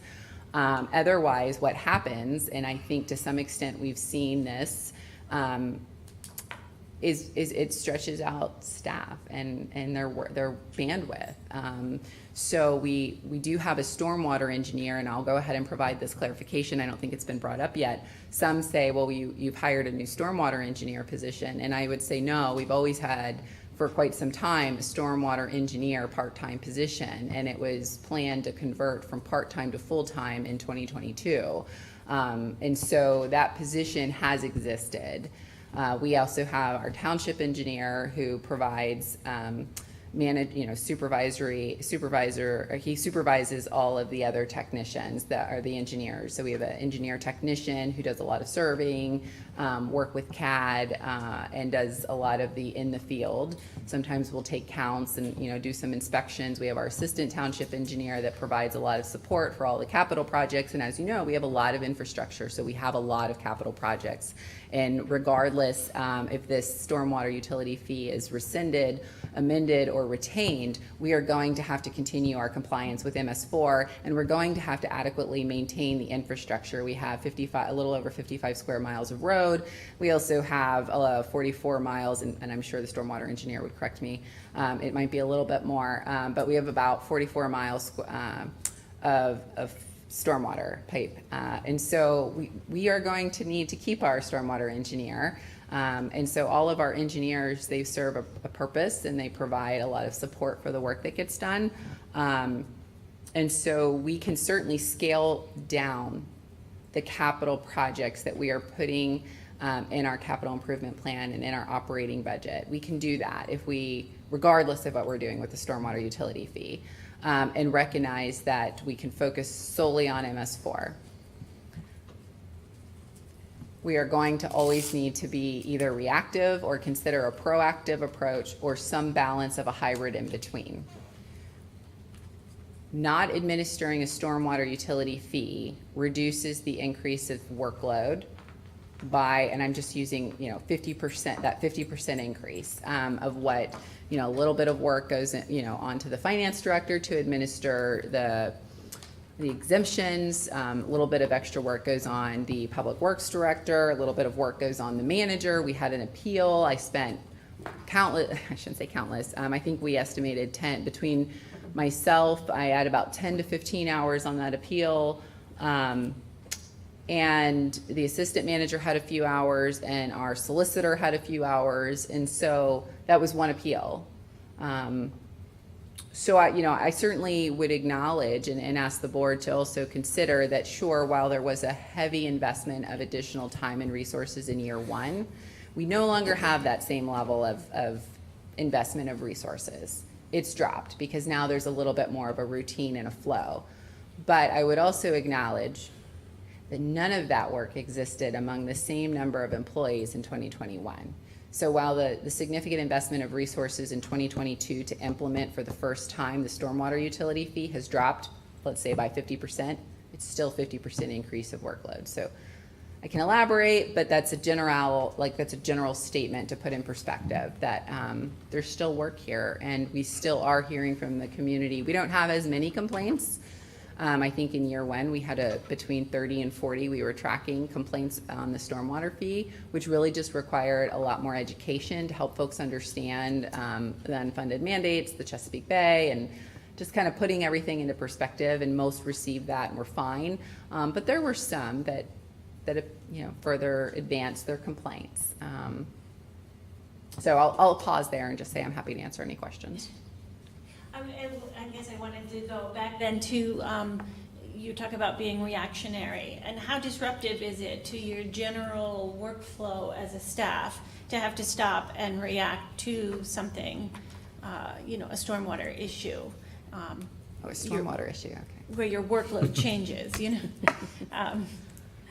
because that became a priority, fixing that. So that, let's say putting out a fire, right? That doesn't reach me at the manager level. If there's a stormwater, I think we may have heard from a former manager that, anecdotally he's heard maybe one. I can't confirm or deny that. I don't have that data in front of me. I'm certainly happy to go and just do an assessment over the last 5 years and bring that information back to see what records we might have. I can tell you, for example, when there was an oil spill over, and it impacted the Beaver Branch,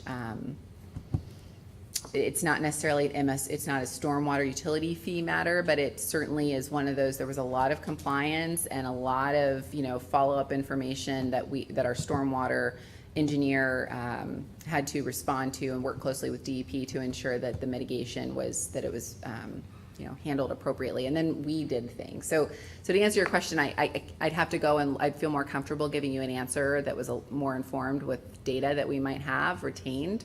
But I can tell you that it's not always that there's a reactionary, that the pipe burst or something like that, as much as complaints, right? And we're going to have those with or without the stormwater infrastructure. We get complaints from residents. Sometimes they think that it's a township infrastructure that we need to repair, and we send someone out, they evaluate the site, and they can usually determine pretty quickly this is actually an HOA. Sometimes that's the result. It's not really a township matter, it's more of an HOA, or it's an individual private citizen, or sometimes it's a PennDOT road. Sometimes we spend a lot of time just helping put in perspective, like, actually this is the appropriate regulatory agency that you want to lodge your complaint with. But those things aren't going away. They continue with the stormwater utility fee. And so, I'll pause there. I'll pause there. All right, we'll listen to other comments and. Jeremy, Amari, or Matt, if you have something else. I think the options we discussed are still in play, so love to see some scenarios around them.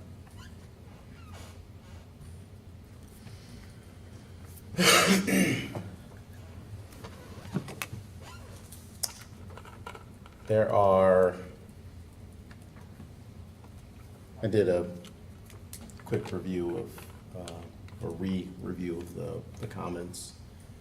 And, excuse me, and there were a few buckets. One of, as I mentioned earlier in today's discussion, it was the my property bucket. I don't like the fee because I don't put stormwater in the, so I talked about that already. There was a bucket that was just flat out repeal this thing, get rid of it. And so I will say that, or at least as I'm hearing things, a flat out repeal doesn't seem like by itself an option. I'm not hearing that, but. No, I am hearing that because I heard we still need revenue for salaries and we still need an engineer no matter what. So if flat out repeal isn't an option, there needs to be something with the repeal. So I mean, the option I think is repeal and replace,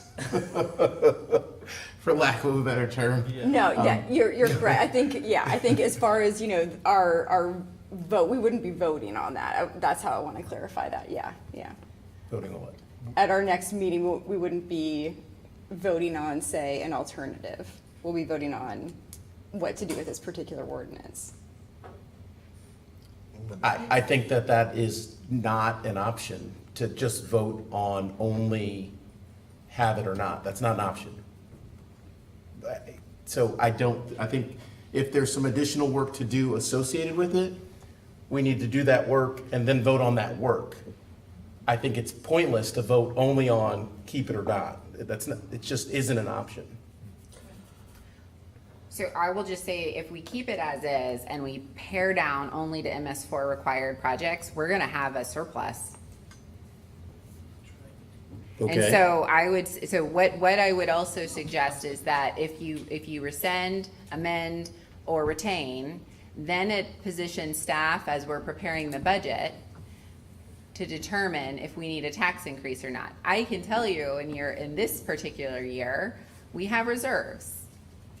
This is also why I brought to the board, and the board had directed to go ahead and submit for participation in the strategic management planning program, because we saw this coming.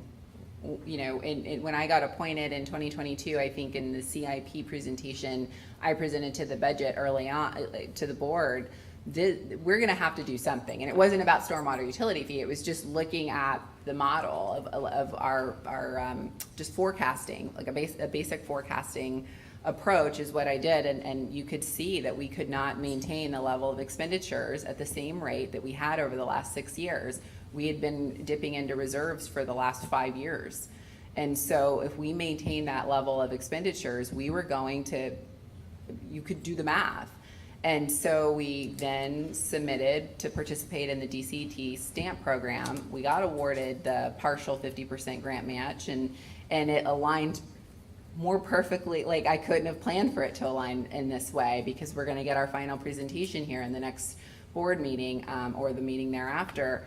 And that report will ultimately, in a scenario where the board says we want to rescind, you're going to get a proposed multi-year financial plan that is going to indicate what they suggest to get us back where we need to be, so we're not in a deficit by 2027. This year we have reserves. We will do a hybrid of what we've been doing for the last 2 years, which is, pare down our capital projects. We'll pare down our expenditures in the next 1 to 2 years as we put forth, a plan that puts us where we need to be. And yes, I think that whether we keep the stormwater utility fee or not, we just received the report from Strategic Solutions. With the stormwater fee, we have to do something in the next 2 years, or we are going to be in a deficit. So that absolutely indicates we are going to have to increase taxes in the next 2 to 3 years. And if we wait 2 to 3 years, it's going to be more of a challenge than putting forth acknowledgement at this point in time. What you're doing for me and staff is making a decision on the stormwater fee. So it helps inform what our strategy will be when we present, maybe not this year's budget because we have reserves, but the following year. And it starts to put things in place. If the board makes a decision by October 1st, we at a staff level can start to make the appropriate changes to rescind the stormwater fee and ensure, in a scenario where you would determine to rescind or repeal the ordinance, we are able to submit the necessary paperwork to ensure that that fee is not administered in 2025. If you keep it, that's, we're still going to have these other hard conversations Because and hard that decisions. fee can only be used for stormwater. within Fund 20. Right. Yeah. Thank you. And if I may add to this, I'm a fan of necessity is the mother of invention, that old saying. And if the fee is revoked, removed, well, then it necessitates that we do something different. We have to do something different, and it forces a tougher conversation. And I'd rather pull the Band-Aid off, use whatever analogy we'd like to use, repeal, and then force those tough conversations, because we're acknowledging this evening, again, that we're in the same boat and we have to make those decisions. And I've seen great things. This is back on my military experience and research. Great things happen when we have to do things. And I think we have to do something if this is revoked. And that's what we're hearing tonight. And just to add to that, we cut very little from the CIP in the first meetings this summer. And so kind of knowing too, put a pin in this, this may get cut at the budget time. So there were a lot of those kind of flags put on things that would come back up, because there weren't a lot of cuts in that CIP. And now, since then, we've had the stamp program, and this all pertains obviously to things outside of what the fund would fund, what the fee would fund. So, they're kind of two different conversations in a way. So tied, obviously. I think what I get concerned about is that even with the fee in place, it was revealed we're still going to need to raise taxes. And I just see that if I put on my big picture thing, we know we have certain things, we know the COG budget, you're going through that, the increase in services for that. So we'll have to go through some of those services and cutting back, again, leading to staff overload, staff burnout. We've heard it from COG, we hear it here. I listen to what Mrs. Danini says and some of the problems that are going to be facing the people out at the western end of town as well. And then it's COG, it's the water issue, it's the increase in tax, it's the services that, just the general cost of increase in services. And even though it's nice to keep it in these nice little silos, there is this big picture that I just can't ignore. And I hear a lot of the comments that came in online where I can't afford it, I can't afford the fee. But, if they can't afford the stormwater fee, they can't afford, obviously, on a fixed income, a tax increase either. It's a hard decision. I'm not in favor necessarily of burning it all down. I'm absolutely in favor of options of amending it or reducing our scope and hearing what staff can put together. But burning it down, I'm not sure that that's the way to go. That's just my...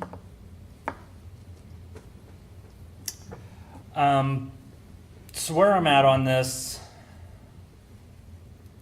I would be in favor of putting a holiday on collecting the fee. Give us some time to evaluate our budgetary priorities, reevaluate our stormwater management program plan. So kind of to Omari's, I think it was Omari's point, a real repeal and replace, or at least a deciding what will stormwater projects look like going forward. Do we want that to be tied into an ordinance, or do we want to just migrate that back into the day-to-day operations of public works and those projects?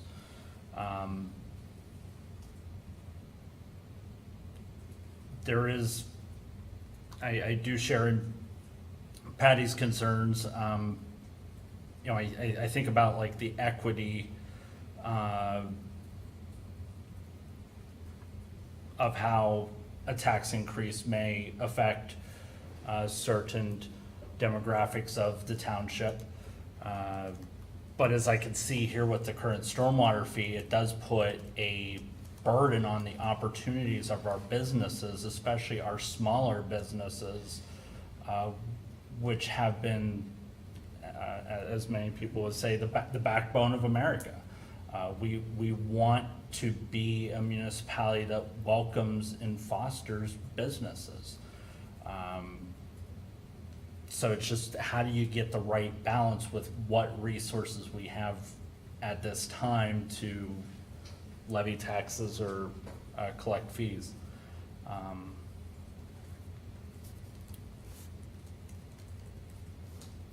And I guess, I think this might have been going back to an earlier point. Instead of I think we can continue some of our thinking ahead with, like, for instance, like a road project. We do plan road projects out. We could also consider videotaping of upcoming road projects so that we understand any stormwater infrastructure linked to it before you just go and put the money into a resurfacing but I think it'd be better to at least take a look at what needs done stormwater wise ahead of a road project, so you're not necessarily digging up a surface if you need to do like a total replacement of infrastructure or such. So, but another discussion.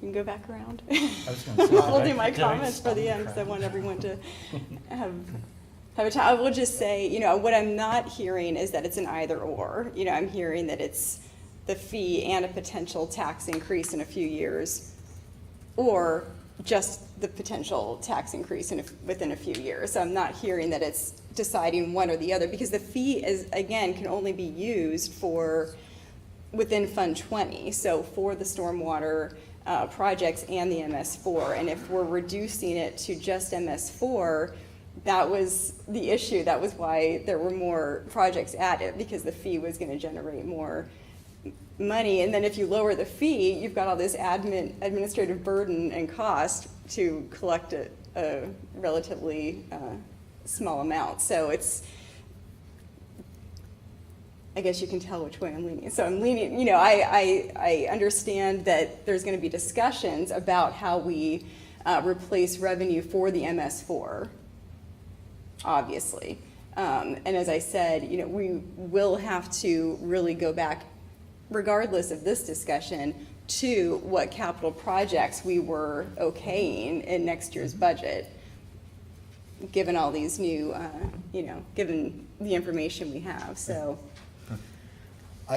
Instead of replace, I like the word offset, right? We have to offset what we're, you know, reducing here, which is not the 1.3 or the 1.7, but it's a smaller number. It's a smaller number. And I think it was 6, we could, I think it's doable. yeah. I think it's doable, and I know I will accept the challenge, and I hope others will as well. And Madam Chair, I'll just yes. provide for clarification too, you know, when I'm indicating that I look forward to this, the stamp final report, and I say a multi-year financial plan, to simply say to increase taxes, right, is almost like, I don't know, it's like an unfair statement, because it doesn't really unpack any of that. And I don't want to necessarily get into that discussion, but I want to acknowledge that an increase, so like Ferguson Township has the lowest, like mill, you know, so often we hear like, some people believe, oh, Ferguson has the highest tax rate. Well, I mean, earned income tax comparatively, State College Borough, I believe, is like 1.3 and we're 1.4. And that is you know, that hits every Ferguson Township resident, tenant, landowner.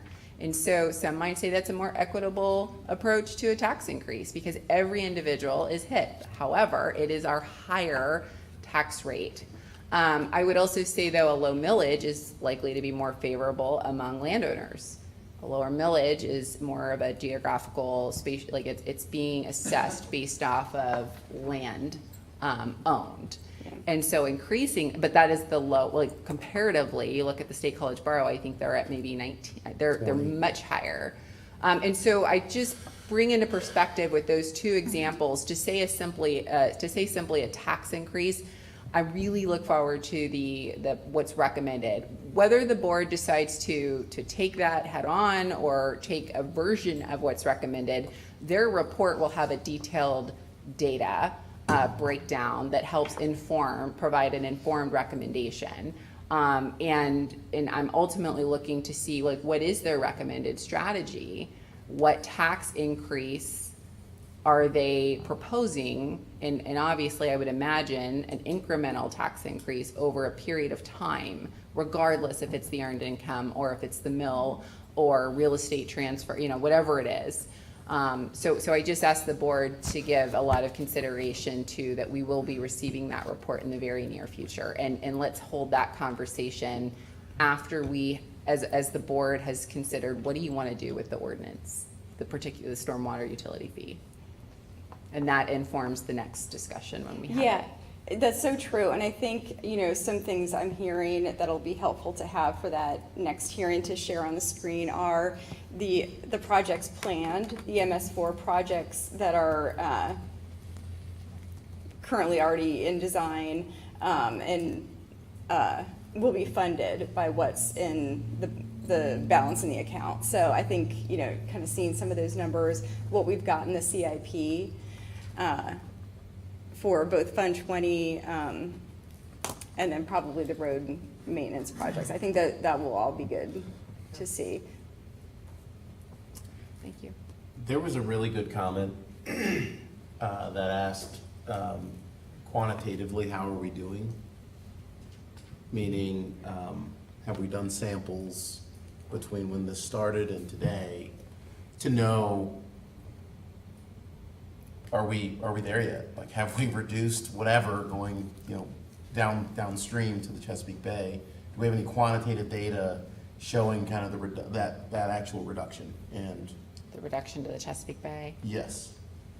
I do not have that data handy, Okay. if we have that data. I just don't at all. remember Like, seeing any. we can certainly report on how many linear foot of pipe we've cleaned, we've assessed, but to determine what our contribution has been to reduce the Chesapeake Bay, I mean, the Chesapeake Bay report suggests that we've only seen an increase in pollution, so I don't know that, I don't know. I would need to look into that. Yeah. To better understand how or if that data is available for Ferguson Township.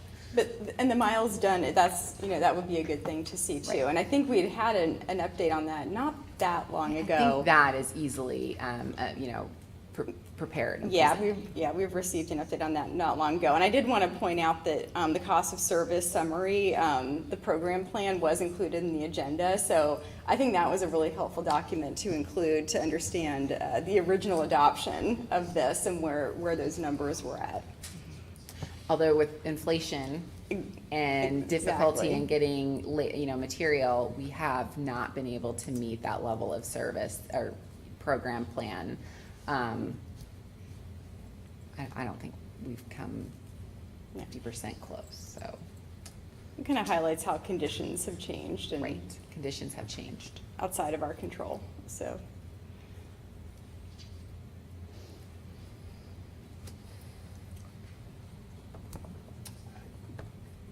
What more is there to say?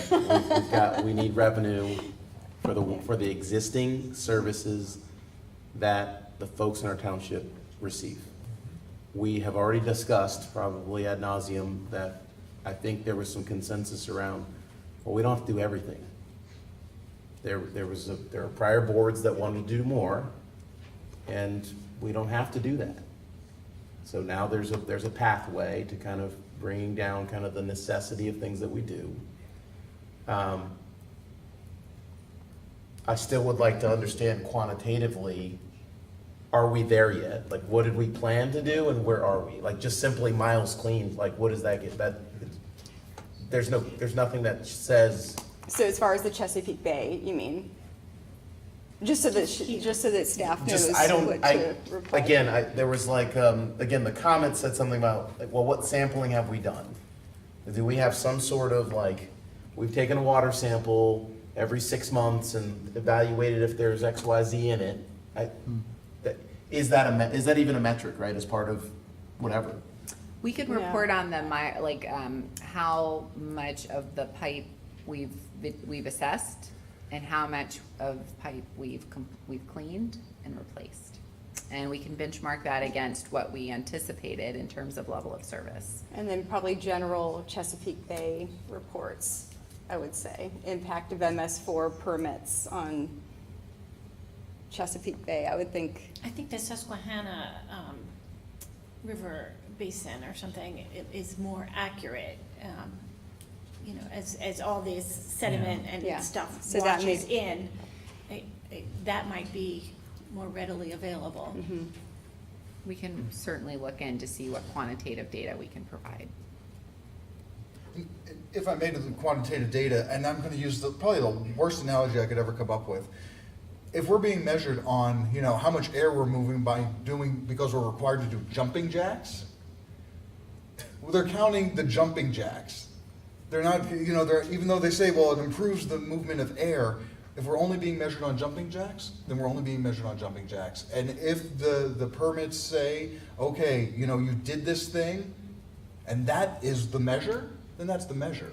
It's not the results of what was done. It may just be the fact that you did the thing that gets you the permit. That's and a I very think good example. Did that work? Yeah, that's very visual. good. I like it, but I would push back on that. I would quite too. frankly. Right. Like, But I think is the environment and the scenario that we have. And yes, and I think we as a board can,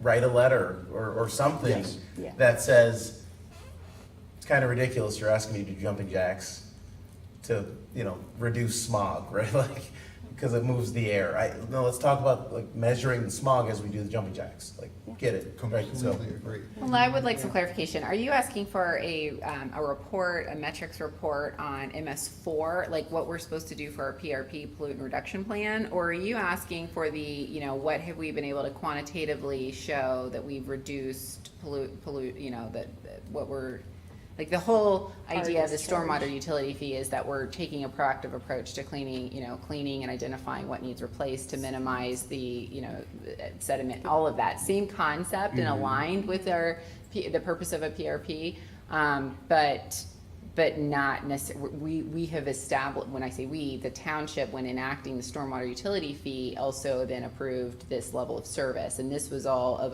what I'll call a proactive approach, and wasn't necessarily, and I want to converse with the team, but not necessarily presented with a metric base. Like when you look at our level of service program plan that's in the agenda, you don't see on page 2 a metrics driven performance, benchmarking analysis, to allow us to do an analysis. Mm-hmm. But our PRP, like when we submit our annual, paperwork to,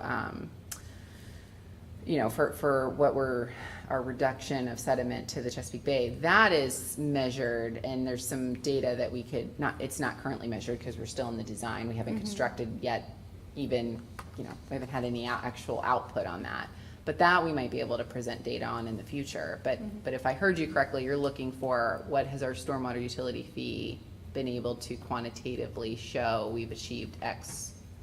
Is that what I'm hearing? Not to mess up your beautiful vision there, but I know, I'm so sorry, but I want to make sure that we're responsive to the question.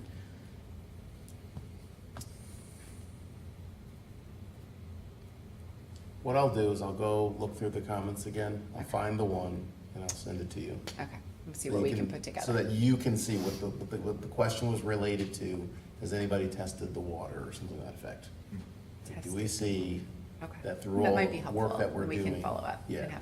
Thank you. Because I thought it was a really good question, and I know we're in this box, the unfunded mandate. Yeah, there's some interesting things we can do here. I think that it's probably a hybrid approach that we may need to take.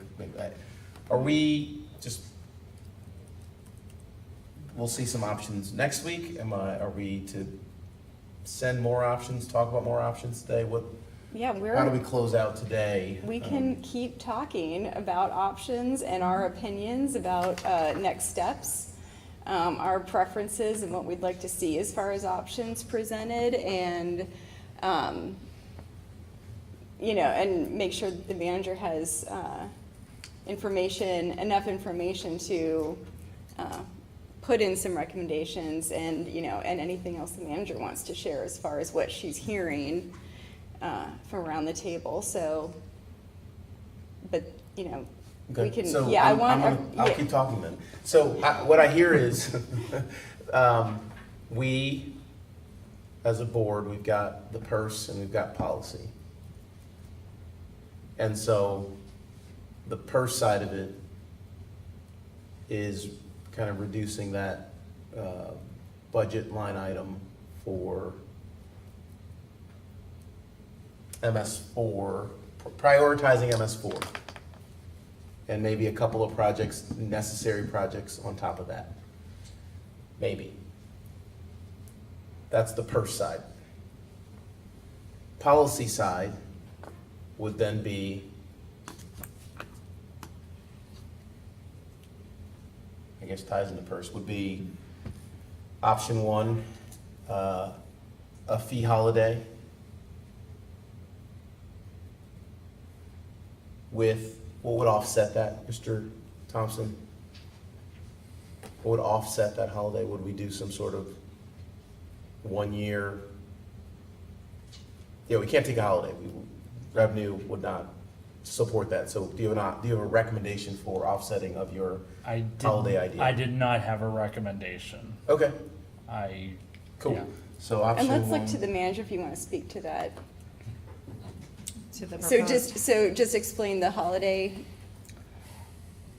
You just don't I assess the fee think this we year. owe it to our residents to give them a year of relief. You're saying set it at zero. Set I'm just it at asking zero. specifically. Set So I it at just wanted zero. Because when this went through, this was just before we had a bipartisan infrastructure bill passed, and then unprecedented inflation, which even like, as you can see, has even upended our ordinance that we passed pretty much.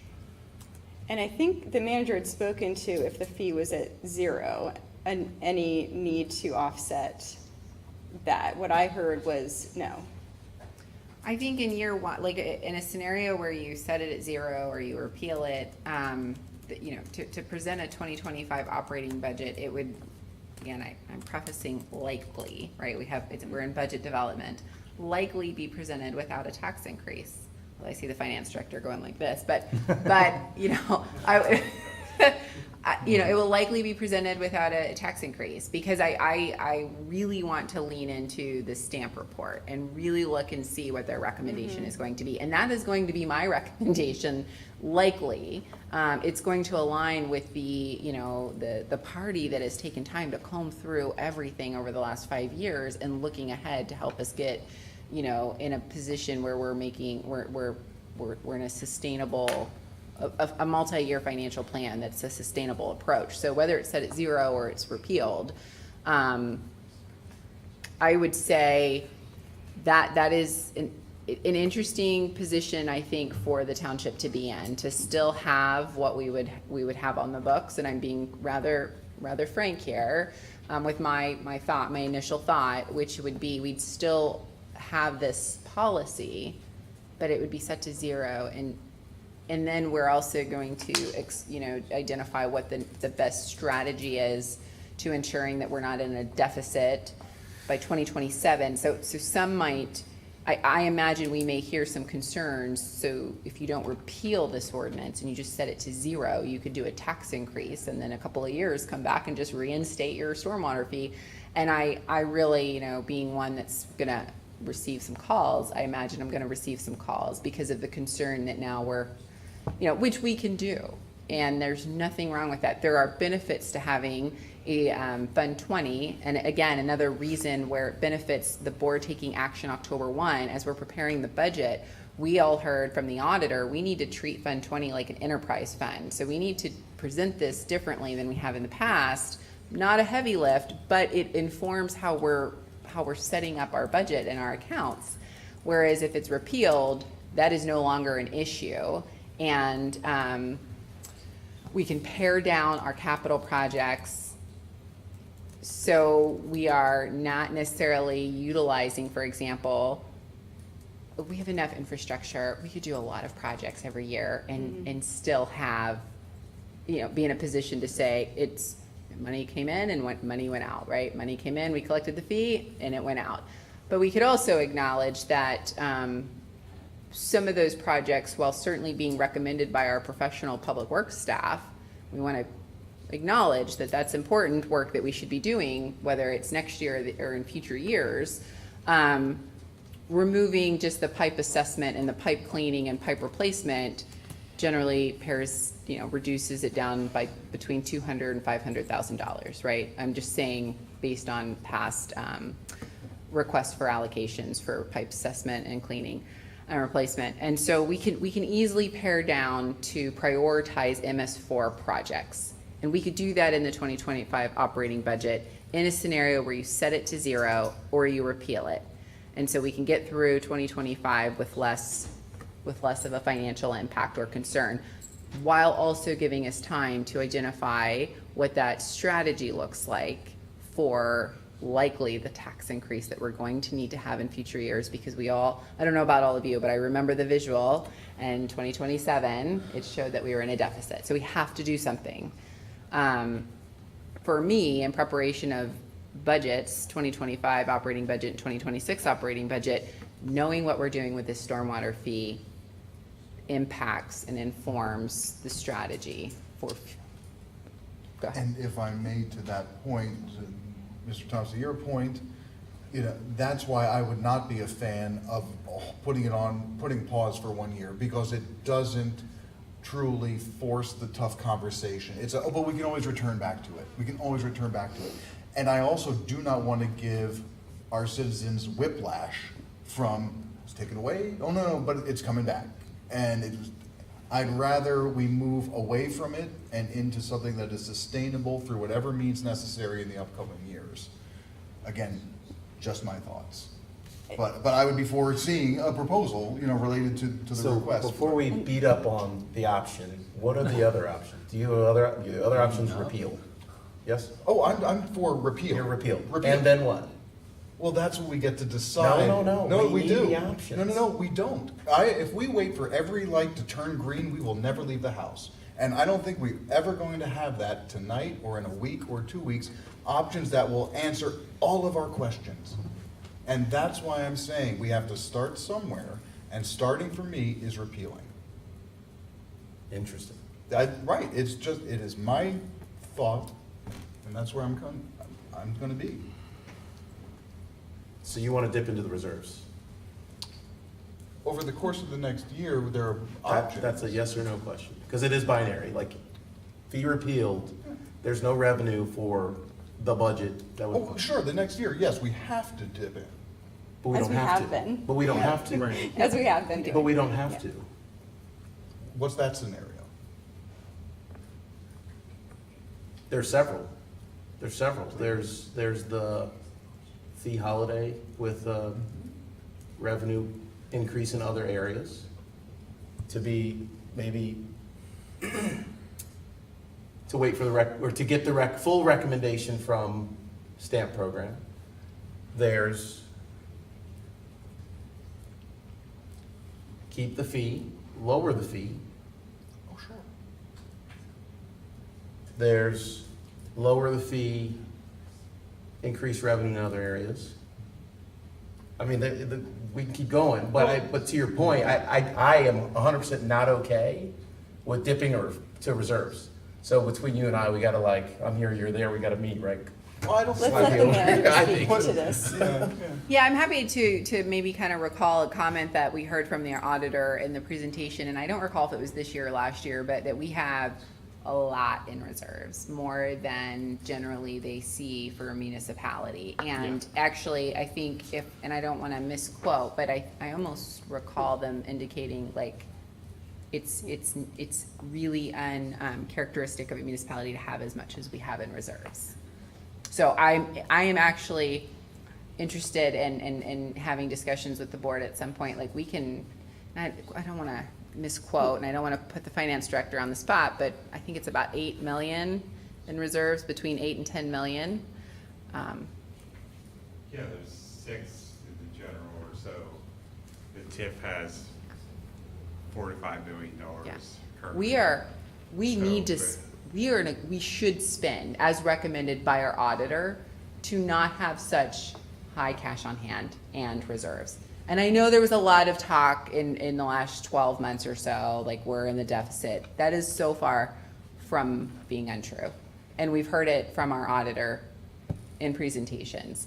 And I'm not saying we deplete and necessarily even go down to the recommended have 3 months of paying the bills of reserves, right? Because that's what's recommended generally. We would technically, but I'm just acknowledging that we're okay to dip for year one. And we've been doing that. Yeah. Our budget hasn't been structurally balanced in several years, Yeah. long before I was 5 appointed. years, and then what was longer than that? How many years? I don't Okay, I more don't have than it in 5. front of Okay. me. I don't Yeah. want to be wrong on No that. worries. I think I went back But 5 years. but it's at least, yeah. And maybe 1 year it was just a little over 1,000, but a couple of years it was far more than 1,000. Like this issue, I know we're talking about it now, which is good, but it existed long before most everyone The fee here. was put in place. Right. Interesting. So we're going, and we're going to dip into reserves because we don't generate enough revenue to pay all of the expenditures. It's going to happen regardless of the decision that, But the question is how much? the question is how much. But you'll Which that know question soon is because we have to answered- submit the budget to you, I think the But middle that of question is October. answered with have it over whatever the budget number is, the recommended budget. Yeah, we end up doing a Less transfer. what's chopped.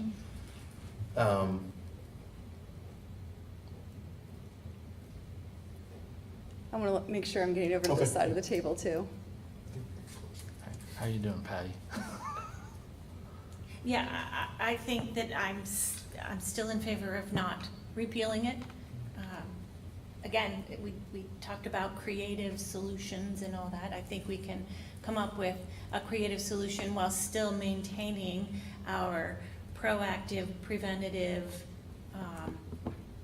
to the increasing issues that are facing our aging infrastructure. Anyway, that's sort of where I'm landing. We have. You're aboard. No, thank you, Patty. But to your point, we have, I think that it was tossed out there, $300,000 in staff costs to do infrastructure analysis, evaluation, monitoring that. Yeah, and so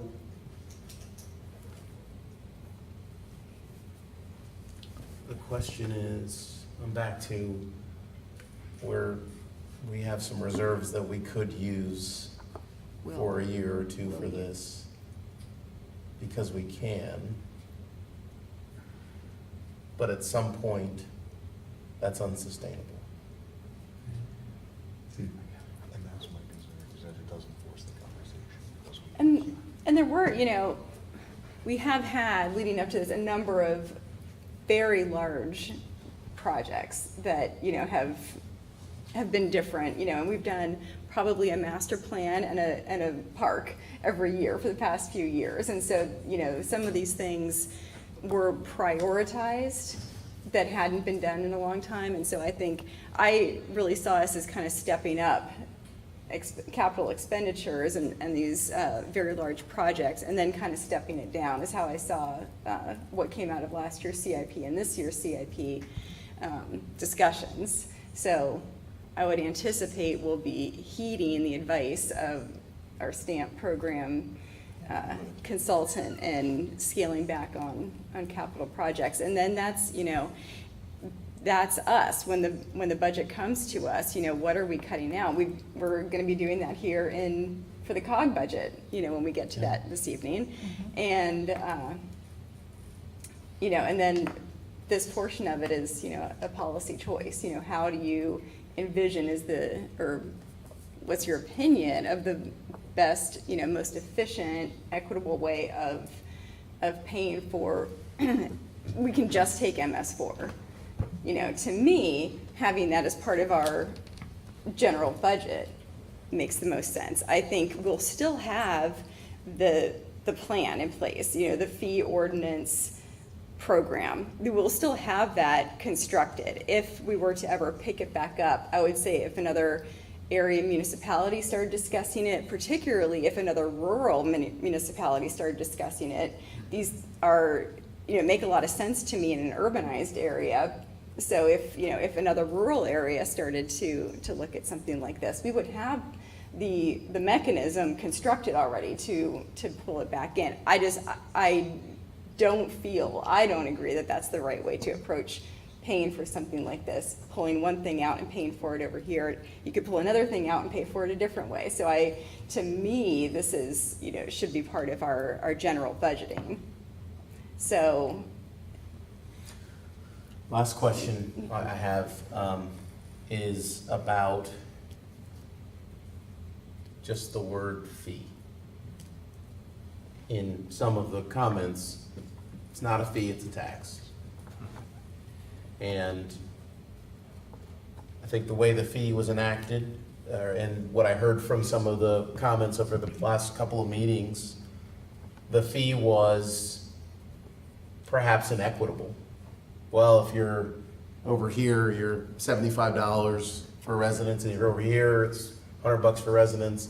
But really doesn't matter how big your residence is, if it's, it's one, whether 10,000 square foot house or a tiny home, you all pay the same amount. So I guess that in and of itself is inequitable. So I think another option is to keep the fee and assess it as a fee. So those, I think the words I heard from 2020 was, it levels the playing field, so everybody pays in. Well, let's keep the fee for those that aren't paying anything else to the township or not contributing in other ways, so that it's in and of itself a fee, and it's like, okay, we have a fee for 50 parcels that are tax exempt. And so, yes, they need to pay their fair share of stormwater stuff. So I think that is an option. And then, so that's a part of the amend, an option for the amend group, the amend the fee ordinance.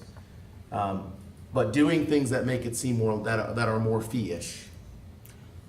Well, I'm not sure what that means, Supervisor Patterson. What do you mean? Well, it is a fee, and so as a home rule municipality, we are able to administer a fee. And there is a lot of confusion around that. I would agree with you. Is it a tax or is it a fee? Particularly with the Westchester University versus Westchester Borough. I mean, the whole premise of what I think is. Let me pause you there. I'm not in that camp of arguing tax versus fee. I'm just saying that my understanding is back in 2020 when this was all going through, someone said every parcel should pay something. Well, every parcel that's taxable is paying something. I'm paying, you're paying, everybody's paying here. Some money via taxes. Right. And so there was a fee to say, let's do some stormwater stuff. And that was a fee added on. So it's additional revenue. Doesn't matter where it comes from, whether it's property taxes or for stormwater fee. It's just another lever. What I'm saying is that fee, that fee was in leveling the playing field. There are some parcels that aren't paying property taxes. And so they should be levied a fee and should go through an exemption process. And so that in and of itself, the ordinance can stay, but it's who can it apply to? Probably one or two lines to add from an amendment perspective that, well, this chapter 1, stormwater, chapter 14, number 1, applies to parcels that don't pay property taxes. Now, nonprofits can apply for an exemption if they earn under a certain amount. I'm saying all the rest of the language stays the same. So a nonprofit that has a farm and they want an ag exception, you can get the exemption. You have the gutters that flow out into the street. That's all those things still apply. But we don't have 20,000 homes going after it and having to figure it out. There's a limited number of parcels that have that communication. Again, this is an option to think about. That you leave the ordinance, you add a sentence, and then we talk about, to Matt's point, we talk about the other hard conversation, the other things that we need to do to make sure we have the appropriate revenue for all of the work that the township's staff does today. Food for thought, another one. Okay. Jeremy, did you have something? No, I'm just really critically thinking with Omari's perspective. Yeah, so I guess, if you could maybe summarize that proposal. Add one sentence at the very top to chapter 14? Chapter 1. Chapter 1. Part all right. 14. Part 14, there we go. This ordinance applies to parcels that do not pay property taxes. All the rest stays the same. And so then there's parcels in this township, I'm sure we know which ones, pretty quickly with a quick search of $0 property taxes or status nonprofit or whatever, or tax exempt status on the parcel. Sorry, you wanted me to summarize. I'll stop there. Yeah, so we could look at what do we get from nonprofit parcels and what are the exemptions being taken, maybe? Properties that don't, oh, sorry, go ahead. Yeah. Yeah, if you're, properties that don't pay, you said or property taxes? Correct. There's like just a few. Yeah, it's not a lot. And they're assessed a stormwater fee, and then they apply for exemption. If their revenue is 1% greater than the stormwater fee, then they have to pay the fee if it's less than 1%. So if they have $100,000 of income, their stormwater fee is $1,200, they don't pay the fee. At all? Correct. We don't do 13. some sort of exemption? It is an Or some exemption. sort of reduction? No, it's an It's not exemption, but they have to prorated. apply every They year. have to It's apply either every on year. or for off. that. Yeah. Yep, for that year. So if they made $300,000 and their fee is $1,000, they have to pay. Yeah. Interesting. 13, approximately. I'd amend that too then to say, some sort of commensurate reduction. So yeah, sorry, I interrupted you. Thank So you. if you want to give summarize that proposal, so we could start kind of conveying things to the manager.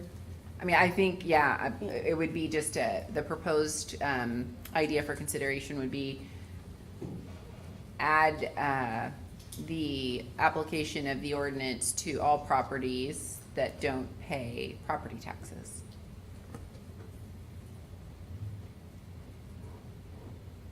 Yeah. And I guess, not to belabor the issue, but Everybody should pay a little bit. That's the intent. The intent is everybody pays a little bit. Everybody pays their fair share. and is this proposed idea meeting the concern you mentioned about It does. an equitable application? It does. Okay. So I think as we look at other forms of revenue, and you say, you know what, let's just add a mill to property taxes to raise the other $50,000 to cover some gap. That'll be equitable because it'll apply to every property in the township, right? Whether it's a mansion or a tiny house or a farm, everybody pay a little bit extra to fill the gap for budgetary needs. Am I off there? No, I don't think so. It would apply only to landowners, right? Yeah. Right. I mean, Earned income tax applies to everyone across the board. Yeah. So if you're a tenant living in Ferguson Township, the millage rate is maybe They'll not. see it later. Well, they might. Mr. But Jarvis came yes, up last yeah. meeting and said, hey, I'm able to pass on taxes, I'm not able to pass on fees, if you recall. I think you need to check with your solicitor because there are rules with regard to what can be in a fee and what can be in a tax and how that is managed. Sure. So I think you summarized that to the manager. So, okay, thank you for that. Okay, I think I'm hearing some, because that was a proposal. I've heard to make the fee 0 for a year. I've heard to not amend the fee. And I've heard to repeal and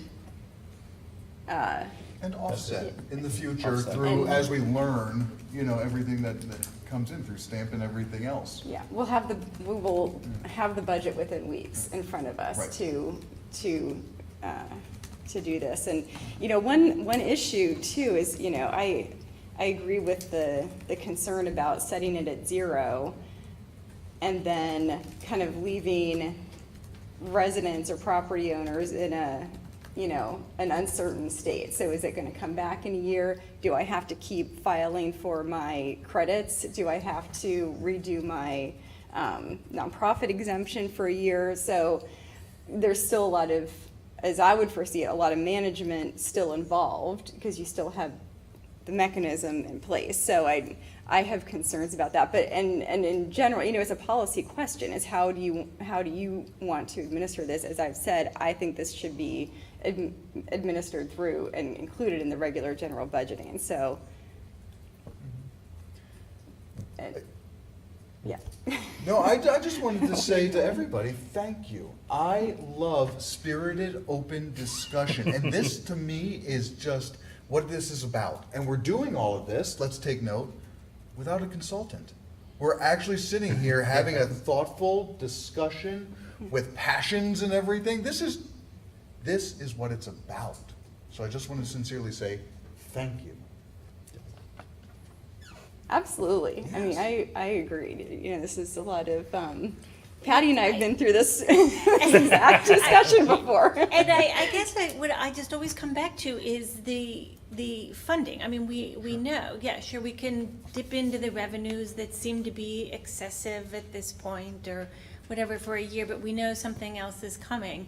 And then I feel like if I may use the term, we get beat up a little bit, that we haven't, we don't understand, we don't get it. Just because we're not doing something that somebody wants doesn't mean that we're not listening, right? It's just, I hear you. So is it an affordability issue? Do we raise the earned income tax? And so young folks like Jeremy who are trying to buy in our town can't even, and they already can't, not to mention inventory, etc. Do you take a little bit more off of earned income tax?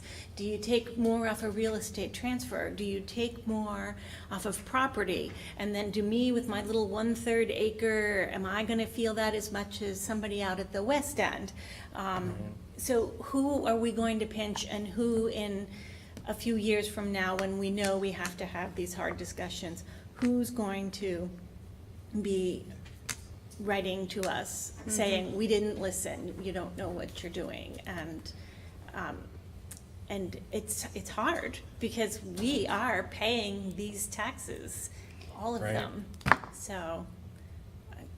Yeah, and I think, to that point too, I think even reducing the fee just to cover the MS4, because that's what I'm hearing, you still have all the administrative burden of that. So because you're managing it outside of the general budget, so that's, and you're recouping even less on what you're expending there. So that'd be my concern with that. But yeah, again, they said they're getting good at it. Yeah, and again, that's why I, am looking forward to, staff coming back with some, recommendations based on their expertise, because, we've said a lot of things about, funding sources, revenue, and, priority in projects and so forth, and, kind of giving our input back to the manager to actually work with the finance director and public works to see what's actually practical and possible with what we've discussed tonight. Yeah.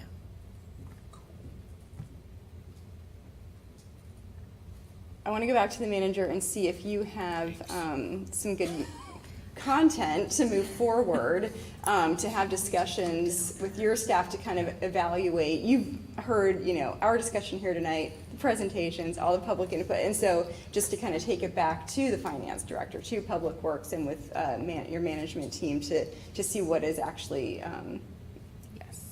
Thank you. doable here, and to come back to us. So I don't want to close it out without making sure everybody's had an opportunity to speak, and if there's additional public comment. So we'll see how the next meeting goes. We'll get these recommendations back and continue our discussion and keep moving forward. But this was, I think, a very productive discussion. I really appreciate the thoughtful input from everybody. It's, it is very complicated and not easy. There's no easy check the box for this one. So staff, if you have anything else, board, yes. Comment number 33. Thank you. Thank you. Thank you very much for that. My laptop has died, so Oh, I good. will not be able to view it right now, but I will view it at a later time. Thank you. That's a sign for us to move on, so I appreciate that too. And yes, and I think you also have some information about what may be helpful for us to see in association with what you present back to us next meeting. And so if there are other things that board members think may be helpful, please just email me and I can convey to the manager what could be helpful in the agenda, like the program plan spreadsheet, for example. So things like that. So I wanted to see if there is additional public input before we move on. Is anybody awake?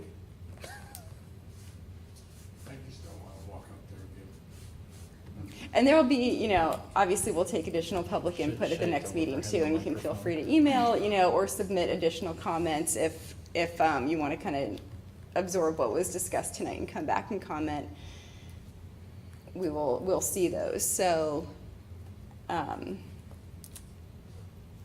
think we're ready to move on from this item. So do we want a motion to ask staff to bring this back, or are you comfortable just bringing back recommendations based on, okay, wonderful. Any concluding thoughts before we move on? Okay. Good to go. All right, thanks so much, everyone, and to the public for their comments. Very much appreciated. So, okay, let's move on. Find my agenda. Okay, let's move to new business. And up first here we have the consent agenda. Did anyone want to remove anything for discussion? Yes. Yes. Items C, D, and E. Okay. Okay, so those we will move to immediately following the consent agenda. And would anyone care to make a motion to adopt the consent agenda with items A and B? Is Omari so moved? And this is Patty, I'll second. All those in favor, please say aye. Aye. Aye. Any opposed, say no. Okay, let's move first to donation request for first night. So the request was, when they said what it would be used for, they were saying some ice sculptures. Yes. Have you seen, yes. Okay. Are you familiar with the? Never been there, no. Oh, okay. Oh, you love it. So we could describe what it have is. exhibits of what these ice sculptures once. Yeah, we could describe what it is. So it's. I told somebody to call me off the ledge. This is first night, celebrated downtown. Fair. I think I think, particularly in Central Parklet, there's around the sidewalk there's a number of ice sculptures. You can see ours that we've funded. Other, dentist's office, they always have a fun theme, the different ones. There's a lot of them downtown on Allen Street that gets closed off, and it's a New Year's activity. Would we say there are hundreds of these sculptures? There are many. There are a lot. Yeah. And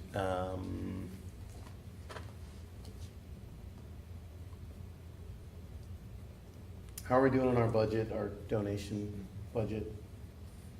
We are within budget. I had let me rephrase. I generated a report last early August, and we were where we needed to be for this. There's a specific account labeled community donations, and this is one that's already been approved within the budget.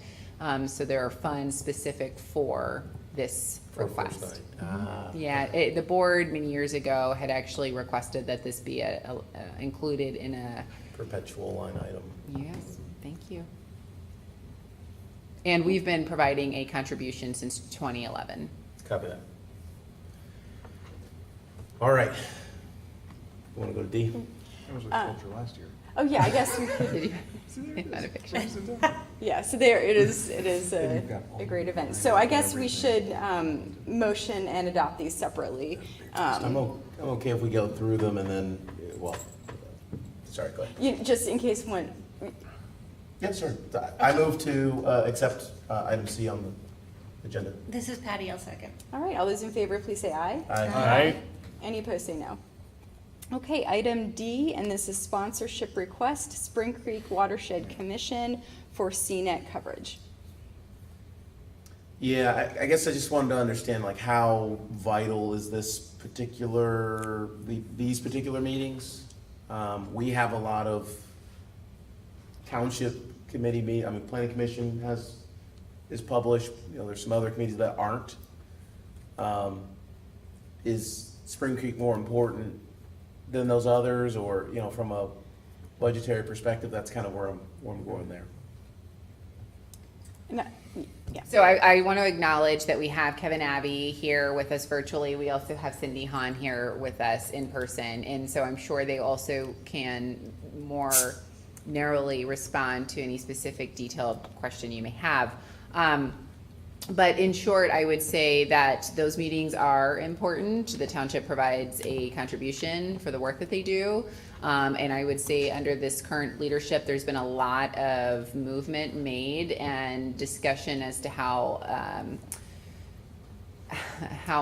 the team over there can get work done. And so they've been able to get an AmeriCorps position and really take a proactive approach, which I'll yield to Kevin Abbey to elaborate more on. But I would say the importance of the transparency is just vital to allowing our residents to better understand how and what Spring Creek Watershed Commission is doing, and really help understand for the residents that want to learn, why does Ferguson Township give an allocation to support the work that's being done. And it's so easy to say, well, you can tune in to any one of those meetings and you can follow along. And rather than us pay for it 100%, the other municipality, we have more, they've introduced a cost model approach, a cost sharing, model approach. And so it works. We pay on a rotating basis every couple, and it really works out to every couple of years. But Kevin, you're still with us, and I just want to take a minute too to also say thank you so much for joining us this evening,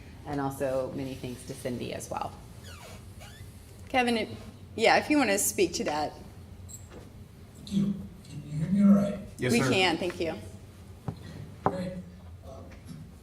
I think the Watershed Commission is a interesting creation.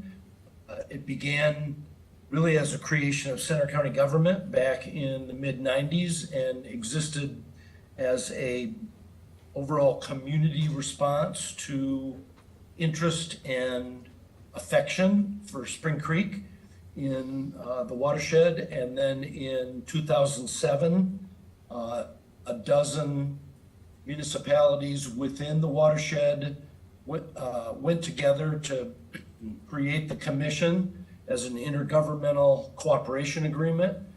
And it's a wonderful opportunity for representatives of those member municipalities to communicate about the economy impact, the recreation impact, the scientific and issues impact of Spring Creek in the community, and has, I think, provided a wonderful opportunity for members to talk to each other about why Spring Creek is important, what things impact Spring Creek positively and negatively. And from the very beginning, I would say to Supervisor Patterson, there was a commitment to have the meetings be transparent and of the highest ethical standings.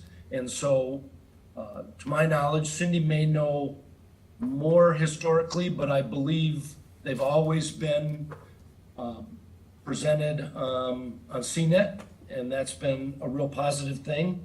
So I think the Watershed Commission is a very admirable organization to get together and talk about things that go even deeper into the natural impact of what you just spent 2 hours talking on. And so I listened carefully and respect and thank you for that lengthy discussion about the importance of stormwater, and would just say that Spring Creek and the health of the watershed is a direct impact on all of those efforts to do pollution reduction. And we work hand in glove with the municipal engineers that tackle the MS4 projects and permits. I think it's, from my perspective as a 40-year resident, I think it's a very positive effort across the watershed, and it's very gratifying to me that Ferguson is actively engaged and shows affection for Spring Creek, even though it doesn't run through the township. Thanks, Kevin. Questions for Kevin? So I think I heard a lot of like Spring Creek's great, and I agree. I think the argument that of transparency could be made with every single committee, board, commission that meets, but we don't televise every single committee, board, authority, commission. So it's just, you know, I guess to the extent we start getting these like, you know, oh, we need to televise more, we all need to pitch in, it just, I'm not opposed, but just, I think we should keep an eye on this in terms of as we start getting tighter in the belts. It's things like these that you know, 1,000 here, 1,000 there, 1,000 there. You do $1,000 100 times, it's $100,000.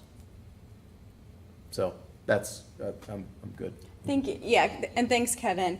And one thing I'll say that has been brought up before is our ABC meetings that aren't on CNET to post those Zoom or WebEx recordings and host them on a SharePoint similar to how COG does it. So we haven't been able to do that in the past, but that's something that's been discussed. However, we could move forward to doing that because those are, you know, a less broad interest group. So, you know, it would make sense, kind of like a COG committee. You know, it's not on Zoom, or on CNET. It's posted to the COG website. So something like that. But, you know, I appreciate that comment about the access to those other ABC committees. So I think that would be something good to discuss, particularly as those work plans come up, you know, to see what, you know, where it's possible to start investigating that. So any other questions about this one?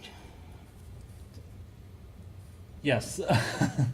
So yeah, I think there is a demand for more access to some, even if it's just video on demand, such as the COG committee meetings, so that our residents can participate or at least stay current of what's happening. And if I recall correctly, the way CNET works, the more participants and programs that are out there, depending on how many programs you're producing, it can actually be a bit of a cost savings when you have more entities and more programs being generated. If it was just us, we'd pay the most. But since we have all these municipalities, we pay much lower rate because there's more people, entities airing their meetings. We're paying more because we're footing the bill for others. That's a different discussion. Yeah. Well, I was going to say, we're also funding Spring Creek, you know, the Watershed Commission. And this cycles through, so we all take turns for this one. So everyone's going to pay for some part of the programming. Yeah. Okay. All right, would someone care to make the motion? So moved. This is Patty, I'll second. And this motion is to approve the sponsorship request, item D under consent agenda. All those in favor, please say aye. Aye. Any opposed, say no. All right, and let's go to E, authorization for township to execute a co-applicant agreement for a highway occupancy permit. There were a few items when I read the agreement that some of them, what's the word, administrative, but others kind of a little bit more substantive. So the substantive one was in the whereas, there was we'd have some language on providing funding to the local government to offset future maintenance, repair, replacement, and reconstruction costs associated with the surface stormwater facilities. But I didn't see that acknowledged anywhere in the document specifically. Sorry, say that last part again. I didn't see anywhere where it talked about funding for the reconstruction, repair, future maintenance, replacement. So the Rudders is actually, so this is, this item, the co-application is with Rudders, which in the land development plan, it proposed a pipe connection. And typically, this type of a connection, it is required by law that the hosting municipality is a co-applicant. Typically, we're able to ask for the design to be constructed, designed in such a way where we can avoid the township needing to be a co-applicant, but in this particular instance, we were unable to avoid this. And so the maintenance, or the cost is really going to fall on the side of the applicant. And I think if you're also inquiring about the bond, like why no escrow, why no bond, so this is actually, or I would say why no escrow, this is part of a bond for the Rudders project. This is just one piece of the entire project. So they But the bonded the maintenance- whole project? The bond, yes, the entire project is bonded, but this is just one piece of that project. Does that make sense? So And we also why have Tony wouldn't- Virgil here, who is, he can talk about the specificities. Okay. He's representing the applicant. Okay. But I will just acknowledge that Ferguson Town, this is the first time we've served as a co-applicant for an HOP, but it's unavailable, I mean, we have to do this. And if you could just provide us your name and who Sure, you're representing. Tony Fractal, I'm with Pantera Engineering, for the engineer for the project. And one of the other things that's in place is there is an enforceable stormwater management agreement as part of the land development plan that requires the owner to be responsible for all stormwater facilities. And it includes that it's a 12-foot piece of concrete pipe. The type of pipe was actually upgraded from plastic to concrete at the township engineer's request to further minimize maintenance on that pipe, and that stormwater maintenance agreement covers that. It relieves the township from any maintenance responsibility. So I appreciate that. What what concerns me is that there's another legal document that we're getting ready to sign that the request is to sign, and there's some things that say X, but there's another document that says Y. Does the other document says this supersedes any and other all agreements? And if not, then why is this in this other document? Like I want to let's just make sure we're One document is clean. actually for, I believe, and correct me if I'm wrong, it's more of a template from PennDOT, like it's. Yes, that's so correct. we are not in a position to really, I don't want to say we're not in a position, but this project, in terms of trying to, really not push through, but move land development plans along, we can try to negotiate what the typical standard agreement would look like with PennDOT. I don't know if that would even be a discussion they would have, but we took this because this is the required agreement. But as Mr. Frechtel just acknowledged, we also have another standalone agreement, which I do believe is referenced in the legal document. Yes, that's correct. So the one document does speak to the other document, acknowledging that the applicant is responsible for maintenance and explicitly states that. Okay. That would have been really nice if the solicitor was here for this, but that's okay. She's reviewed all of the documents, and her and I have discussed, and she's also discussed with the township engineer. In Okay. fact, the manager, we went back and forth on the authority of the manager. The manager has the authority to sign this, but because the template, as it came from PennDOT, has the chair signature, I wanted to keep this transparent, put it on consent agenda, because for the chair to sign the document, it really should be a board-approved document. So we put it on there because that's the template that was presented to us from PennDOT. Does that make sense? And correct me if I'll look to anyone. I think you summarized it correctly. Okay, look, if we are protected legally and something happens and this co-op agreement falls on us, I'm gonna be very mad. These are great questions, all questions that I addressed with the township engineer and then again with the solicitor. Okay. This is Patty. Motion to approve item E on the consent agenda. Zamari, second. All those in favor, please say aye. Aye. Aye. Any opposed, say no. All right. Thank you. Thank you for joining us this evening. Sure. Thank you. All right, moving to discussion on the Center Region Council of Governments budget.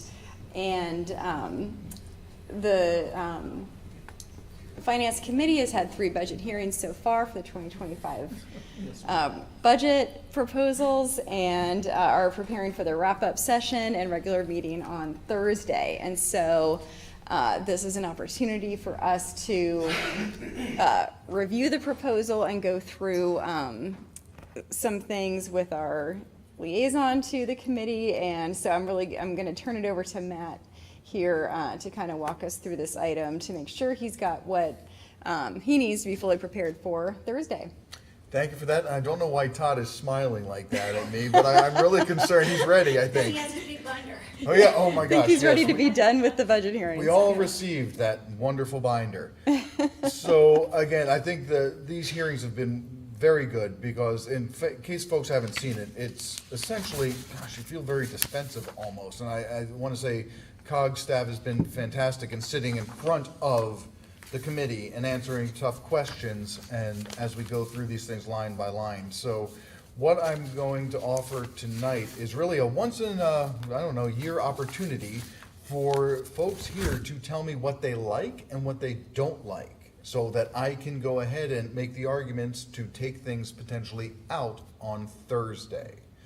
There are a couple, if we turn our attention to the last page in the agenda electronically, we have it printed out. The print is rather small. However, if we go to the last page of the agenda, you will see what's being called the menu. And this is a list of items that are included in the budget, as well as things you could add in if you really wanted to. And I want to start with 3 of the high priority ones. And when I say high priority, they are the things that have bubbled up to the top as points of discussion, points of contention, if I may. And the first one of the 3 that I want to focus on right now, and then we'll go through the other ones, is the very first item that's included in budget. The very first item for the $130,000 for the parking lot repair. That is about to be included in the budget. I have heard, and you can go back to the tape, from the Harris Township representative that if that parking lot of $130,000 is included in the budget, they will vote against the budget. I will share my thoughts. I am not a fan of the $130,000 to fix the parking lot. I know it is in a way kind of kicking the can, but I don't believe that that parking lot needs the work to be done. I am a fan of taking it out, and I'd love to get your thoughts on what I should be discussing, arguing for on Thursday for that first item.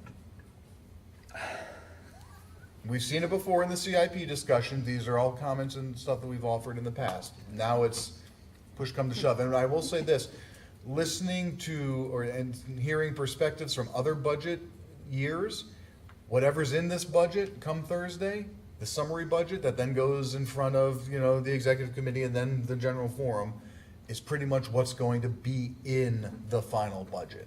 So this is our opportunity to take stuff out. And I'll just be one person voting, don't forget. We have 5 other municipalities on this, but I'd love to get your guidance. Let's start with that 130. What I recall is that there are some parts of that lot that are in pretty bad shape, the way it drains, and so it's getting worse. And I think we've probably heard that same dialogue here on some roads and areas that we've funded, that if you kick the can, it's just going to cost more later. there'll be more subsurface damage later. That's the argument. So I think from a consistency standpoint, not from a do I want it or not, is it too much or not, consistency of that argument of like, we have seen bad sections of roads and paved surfaces that, you know, do we want to pay more later or foot the bill now? And so I do believe that in that instance, now coupled with the charging stations, because we did say, as we're gonna go do all that work, well, let's put the charging station right there in this nice fresh pavement. So if that's included, 100% let's do it. Right. If I could address conversations, because this evolves. The charging stations, the conversation today with the code office actually mentioned that their funding would improve the swale around the parking lots. Part of that funding for the EV, for the charging areas. So that component would actually be taken care of and not offset this cost, but fix other issues with the parking lot because of the EV. So I thought that was what an code's interesting already one. gonna do. What code's already gonna do will address as long as they get approved with grants and other stuff, the swale as well. But I'll also share, I said, what if we took the 130,000? The 130,000 is for a direct replacement of the current parking lot. What about greener parking lots? We see them now popping up that drain better, that have other things. Are they cheaper than $130,000? Can we have a different conversation of a different type of parking lot that maybe requires less maintenance, but also maybe more environmentally friendly? Anyway, so just kind of That's a good point. I'm still yelling. So. Yeah, I'm trying to think back, but I would rather see this be coupled in with the charging stations, because I don't necessarily want to see us put down a new surface just to put a hole in it, or many holes in it later down the road. Though from listening in on that session, I would concur that there is an argument that your biggest liability can be the parking lot, and wouldn't want to see a visitor of the COG or staff or anyone like slip and fall if, you know, there was like, say, a pothole or even standing water that froze up in the winter. So we do have to keep that in mind. I think back to even the argument of the code vehicles not being able to pass inspection. Like you gotta keep safety in mind when you're talking about people. Patty?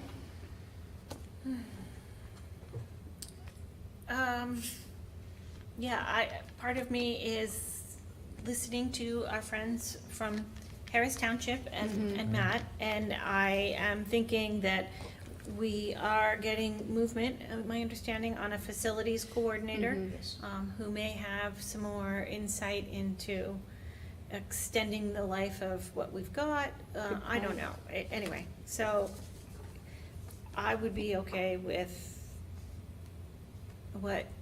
maybe reducing it, taking it out. Would Harris Township be okay with a reduction and like for fixing ruts that lead up to, because I do recall from facilities, there's ruts leading up to the garbage, the dumpster or something, you know, so maybe a spot fix or something. So what I'm hearing is a potential for just repair the things that need to be repaired or kick it out completely. I'm still hearing those two scenarios. I'm not hearing anyone say, well, but I am hearing you, Mr. Thompson, say, let's go ahead and do everything to improve it because of risk and liability as well. So I'm hearing three different options. And I'd be in favor of taking it out, bumping it out a year, seeing what the EV chargers installation fixes, seeing what the facilities person would suggest, and letting the facilities person manage the facilities once they come on, because they'd be coming on with, you know, another, you know, project underway. I think the green infrastructure is a great idea, you know, like there's a time and place to kick some cans down the road. And I think, you know, I think fixing maybe what's, you know, if there's some spot that doesn't get corrected by where the EV chargers are going, you know, maybe that's something they bring back to facilities later in the year. But that's what I would say for that one. And Omari, you are in the mindset of having it replaced and not kicking it down the road.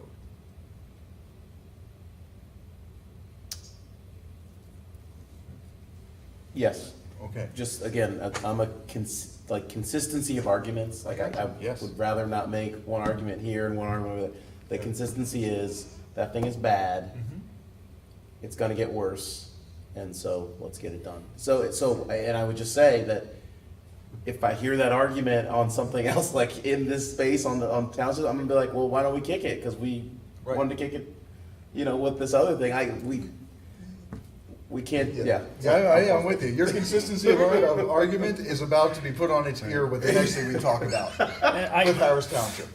I can also align with Okay. Patty on the, is there spot repairs that can possibly be done to at least prolong this into like the next year? Like, there was reference of like the area of the dumpster, like if that's the worst, you know. Okay. Now, if this passes to the finance chair saying, look, we're either taking it all or nothing after deliberation, where am I? Where should I be? If somebody says we're either putting the whole thing in after 6 municipalities talk, or we're taking. I'm with remove. I'm with remove. Remove. Okay, so if it comes down to A or B, I'm hearing majority. I'm already sorry, it sounds like majority. It's consensus. Consensus. Yeah.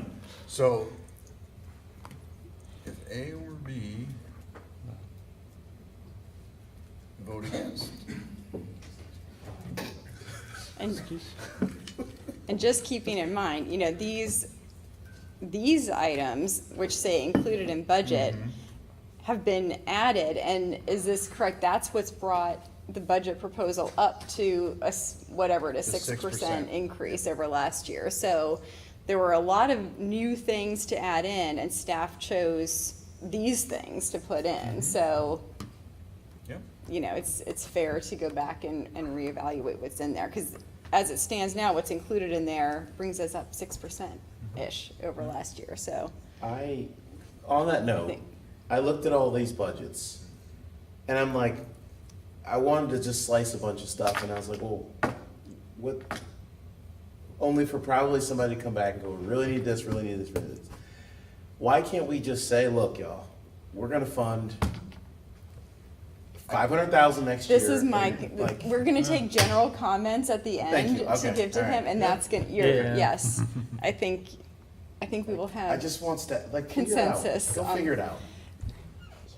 I think You're doing a we're great gonna job, have, Matt. we're gonna have Go consensus. figure it out. Consistency of argument, my friend. Let's go figure it out. Oh my God. I'm so happy that we have. I was gonna say, do we need a Okay. recess? There's a lot of. No, we gotta get through, we gotta get through the Okay, recess. the other item, If we recess and- now, let's. Okay, good. again, the Harris Township representative stated that if this item is not included in the budget, they will vote against the budget. And this is the $600,000 for the Hess bathrooms. Inconsistency of argument. Well, I mean, when have we argued for bathrooms? We don't have bathrooms we have I'm sorry, go ahead. I'll just leave it simply. I don't like using a portable toilet, but sometimes I have no other option. Okay. At least there's something versus nothing.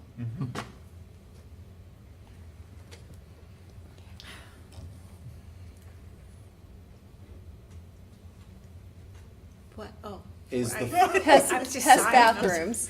Hess bathrooms, oh, gosh. $600,000 Hess bathrooms. Now, Wait, there are, is this like the Cadillac? it's a vault toilet. They, multiple stations, I guess. Yeah, that's what it is, $600,000. There was an option for the discussion to maybe bring it down to $300,000 for, and split it out over 2 years. I don't know how Harris will vote on that option, but again, like we did with the $130,000 parking lot, maybe we have options, and if push comes to shove, though, I need to know which way to vote. And we're $80,000 of that 600,000.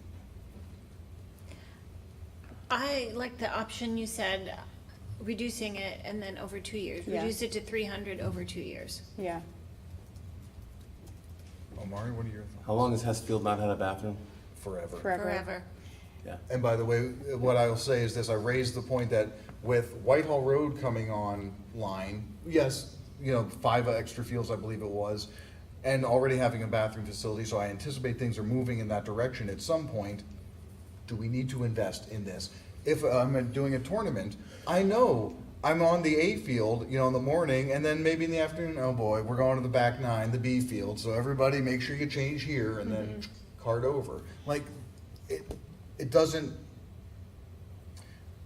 with that aside, let me back up for a moment. There is an ADA compliance concern, but it's also not ADA compliant now, so I don't, I believe they're addressing that with ADA type porta potties, but again, there are concerns. The phasing Phasing. potential too would also allow that facilities person to come in and really direct, help direct the project, help make decisions about it. Yeah, that's a lot more palatable. So it sounds like we are building towards 300 over 2 years. If, however, they say, and the vote is 600,000 is going in, yes or no, where do I stand? On the entire budget, I'm not just talking one item, but like the entire budget. The other question I had was, were there any other sources other than municipal funding for this one? I don't remember. Not that I recall. Yeah. And this is where I got a problem, that, every year we've got Hess Field, and we're doing all this stuff. There's a lot of non-residents using that, doing the stuff. And we haven't put a nickel aside from those non-resident fees to offset this. Not okay. I see, yeah. And so, yeah, we can play that like, I don't like this, or, I'm not voting for it, but at the same time, it's, what are we doing about it as a team to make sure it's properly funded, versus like, all right, Ferguson, toss in the 80,000 this year, we've been putting it out forever now. I'm not Creating particularly fond of. sinking funds. Yeah. Okay, yeah, using non-resident, We're payments, already yeah. paying for this stuff. Yeah.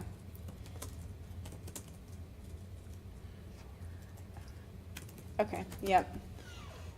$600,000 No. I'm hearing no. No. Yeah, not for next year, so I'd push it out a year.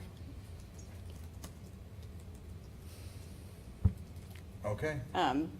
But I'd be good with phasing, 300,000. yeah, and half, Sounds like and good.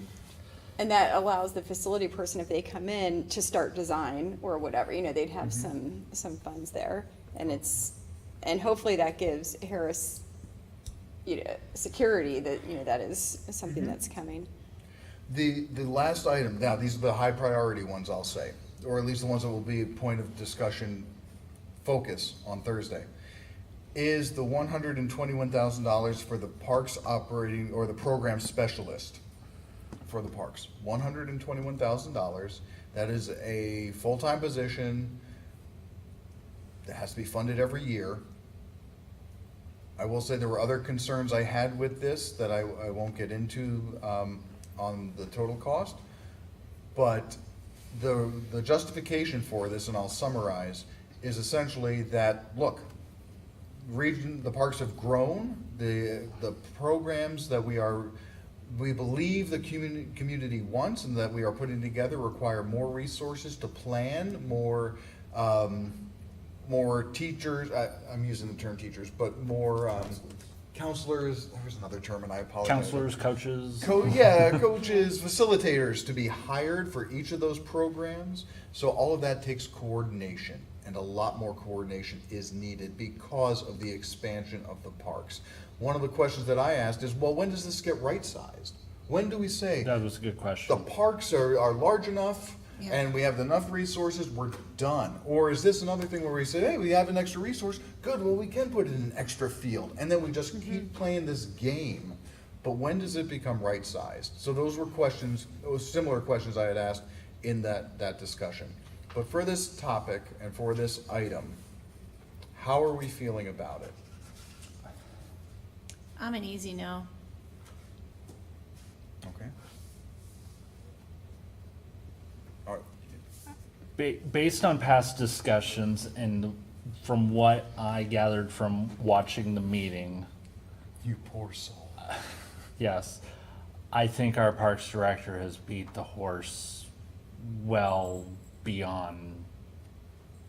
So I would concur and say, yes, I would support that. You'd be in favor, okay. I would be in Yes, favor. no.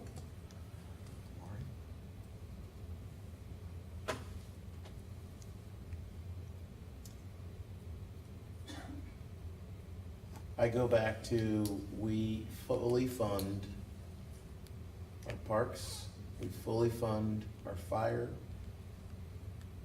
at the COG level. And we have EMS asking us for dollars later on, and that just doesn't sit right with me. And so to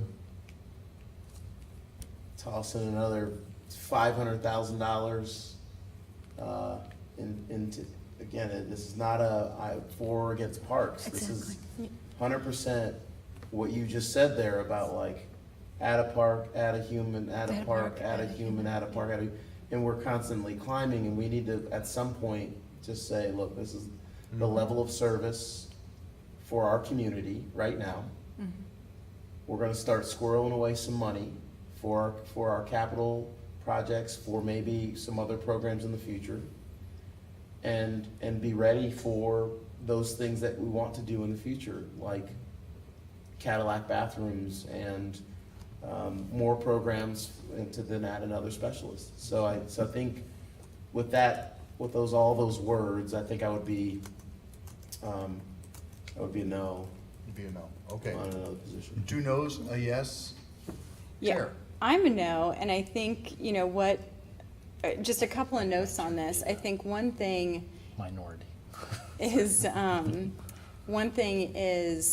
in this, in the chart, one-time capital expenses and ongoing expenses are combined. So if we were to approve this goes into the baseline of next year's budget. So then when you're looking at a 6% increase next year, you have to add that 120 into the baseline. So as opposed to the parking lot.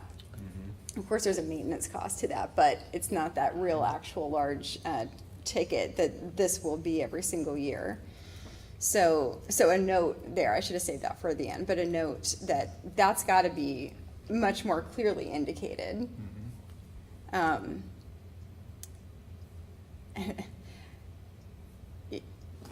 just for broad picture too, we've got master plans for all these parks, and so, you know, if those were to be fully realized, the number of staff that would be needed for all of those. So I think these are really important points to make, that you've got to pace that growth. I mean, you've really got to measure it against what a community can support and sustainably withstand as far as these increases. So, you know, something like, just to use that EMS example, that's a very costly undertaking if we're going to look at having something in COG with that. And, you know, we're always balancing priorities, because even currently we're balancing, say, a fire, you know, need versus something like this. So it's what we were just talking about with our own, you know, capital expenses and personnel costs. So, yeah, it's not, you know, with a lot of these things, even with Hess bathroom, it's not no forever, but you've got to pace this spending and growth. It's really not manageable in any way at this rate. So the high priority items that I know will be coming up, again, if any of these are in the budget as they're presented, $130,000 for the parking lot, $600,000 for the Hess bathroom, $121,000 for the program specialist, I will be voting no if any of those are in the budget. Okay, Yeah. okay? But it's from an all or nothing perspective, right? Right, unless the other two are a little negotiable, but if, say, for instance, Yeah. the park person is still left in, that's still gonna be a no, right, for the entire budget? Or do we start to weigh things differently? Well, and this will come back to us for our comments, so we could see what it comes back then, and then make a, are we a yes or a no on the whole thing? And Thursday's discussion, Oh, but you want to indicate where we're gonna go if any of these, like Harris did? Is right, that- okay. well, as Harris did, but also plant the seed for options. Yeah, yeah. And if we have options, I think we can have a deeper conversation when it comes to the municipalities, because maybe other municipalities would have heard and liked some of those options when they have their presentations, or they have their time to review. Yeah. So Yeah. if there are options, let's go for that as well. Yeah. And one of those would be the phasing of the bathrooms, yeah. This program specialist as presented here, was that to fill at grade 7 or 5? Now here's the thing, and you will hear this in the recording, so go to the tape. When I saw the $121,000, I thought, okay, burden rate of an employee usually is no more than 30%, like that's an extreme number, so this is a $90,000 job. I was swiftly corrected, and no, this was a grade 5, this is a $50,000 minimum job. That also include I don't know. potentially benefits? It was explained to me, if I am told this is a $50,000 job, I go, okay, at a burden rate of 30%, at most, $65,000 is what I would expect to see for this position. When it's 121, I asked a couple more questions, and I was told or informed that this includes $35,000 for health benefits, etc. I've never seen a burden rate that adds anything like that to a base salary. I don't know, and I don't understand. So I anticipate that this is going to go back in front of HR or some other for discussion, because I would have expected a burden rate of a $50,000 job to be no more than $65,000 We total. talked about this in HR, and I have a lot of concerns Yeah. around seeing a number that big for a $50,000 job. Yeah. Thank you. Yes. So the other thing on here, are we Yes. moving on? Sorry. Yeah, that's what I was gonna Yes, ask. and I was going to say if there were other things that folks see here that we want to talk about. Well, I did. It was the boardwalk and shelter repair at the nature center. And I just keep wondering, at what point are we just going to start closing down parts of it and say, this is closed, until we have that discussion? I just feel like we're throwing money at this deteriorating asset, and we haven't had, and I feel like we've been shut out of that conversation, and I don't want to throw $25,000. Just shut it down. Just shut that section down. That's my thought. I don't know if what part of this is or anything, because I can't go to the boardwalk that Scott sent us the invitation for, the boardwalk tour. And we know it's in disrepair. Yeah. We know that, so, Right. that much is clear. So I agree with Patty. I think, again, let the facilities person come in, let them, look at the state of that, consider different options. They've got a brand new building, a brand new welcome center. I think, just get those things on board. But I'd be a no to that also. Now, is this one of those items to die on?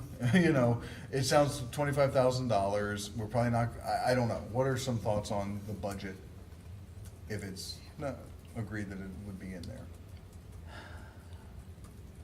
I'm just trying to feel the temperature of the room today. Things might change. Because they're gonna go through, let's say, all these, menu selections and consider adding those things. Like I said, the included in budget are additions over what we already do that staff or whoever decided to put in. So we're still having, there's still gonna be discussion about,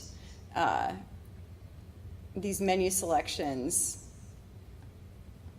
on top of that. So I think we have to make the point that, you know, not all of these things that are included in the budget should stay there. So I would very firmly want that out. Okay. Now, I do have a question. So under menu selections, it says regional parks, Hess bathrooms, 600,000, and then parks, Hess bathrooms, 300,000.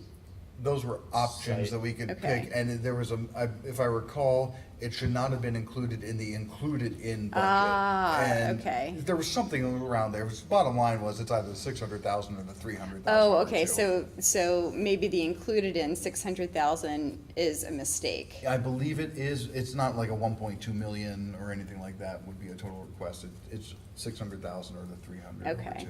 And the pavilion for regional parks, that'll be the Whitehall Pavilion, and that's Yes. covered by loan Right, funds where we got the and the grants. extension. Okay. Yeah.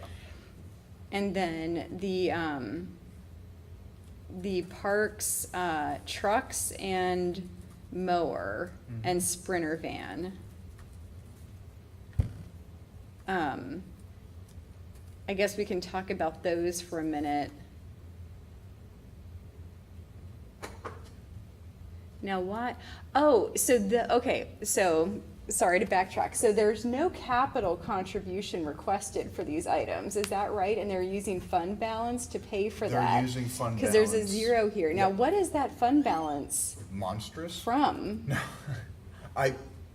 Because if I'd those have were municipal dollars that we They are. paid They are. last year, I believe they are, because there were multiple discussions that we had around, well, if we've already contributed to the fund balance, you're still spending our funds. yeah. Yeah. So what was not purchased or spent? So that would be a question, you know, why do we have a fund balance in parks? And, you know, what's that a result of? So that was a little confusing. So all of their contribution requests are for operating. So we've got the seasonal hourly rates, for parks operating. So again, that would be a recurring. So now all of those, positions, and I would be fine with that. So I think that's fine. But those vehicles, I would be a no on and want to know what that fund balance is from specifically. And what wasn't purchased or whatever last year that there's this fund balance. Were these 3 vehicles maybe the carryover from that? So I'd like some explanation, but I'd probably be a no, at least on one of these. Any other comments from supervisors on that one? No, I would agree with Lisa. Okay. What else is jumping out? I will say, because I know it was discussed in other things, where'd it go? Oh, gosh. There was the item for the regional rail study.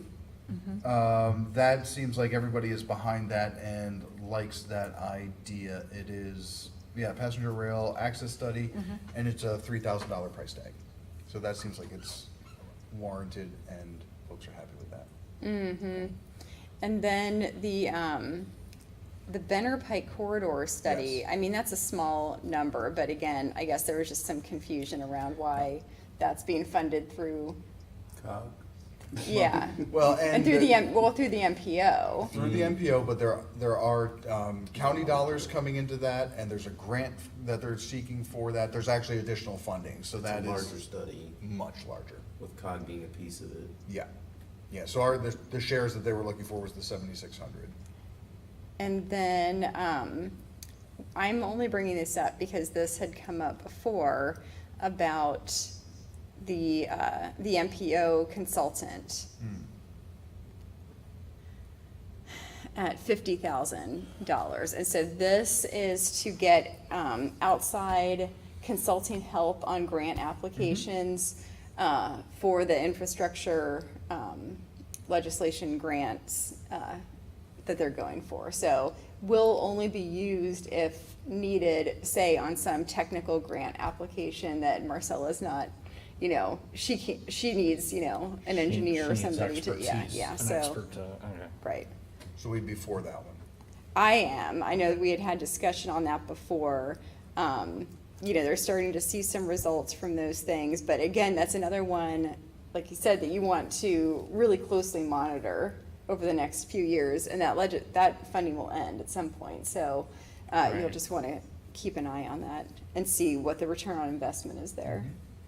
Yeah, because typically, I mean, wouldn't that require a match of some sort, even whatever they were to get? Yeah, and there's probably stuff, because they're going after things that are already in the tip, so there will be, you know, probably some local ask, or, you know, there's maybe some other funds that are marked for a match for those things, so, yeah, but it's, you know, I think it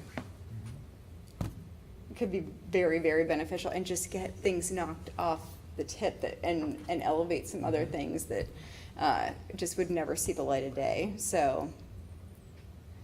And then the other thing, the HVAC. Yes. And I'm bringing it up because, you know, we just had a discussion here about some similar things. So what, is this is this building wide, or? Oh, that's so like 3 days ago. I know, and I really don't, this isn't gonna help me make my decision. It's just, you know, is this something that was, maybe facility, maybe you know, if this is something that is like a routine, you know, okay, this thing, you know, has died 3 times already this year, and, you know, we need to get it replaced, or is it like we are trying to fix and patch until next year so we can get something else? Exactly. I think I recall the HVAC at the COG building was a thing when I was on facilities 100 years ago. And that it gets to a point where like they don't even have parts anymore, et cetera. So I think, I could be misspeaking, but I think they piecemealed it together for as long as they could. The COG finance director described it as it's on hospice. Yes. Okay, so farther down the road than our issue was, I guess. So we could probably just leave that one in. Also, are they sure they can get it done for $55,000? You get, we've been kicking this can for quite a while. It was much larger number, I think, before, and I think it's down to 55. So we should keep that for hospice care. Okay. Perfect. And then the last thing I wanted to ask about were Welsh improvements at the pool. If that is actually structural, or if that is additional amenities, because last year there was talk about additional amenities going into the pool, and that I would likely not be supportive of. So there were 3 items, though, with Welsh. I just want to confirm which one we were talking about. Oh, I'm sorry. So this is under included in budget, pools capital, Welsh improvements, 65,000.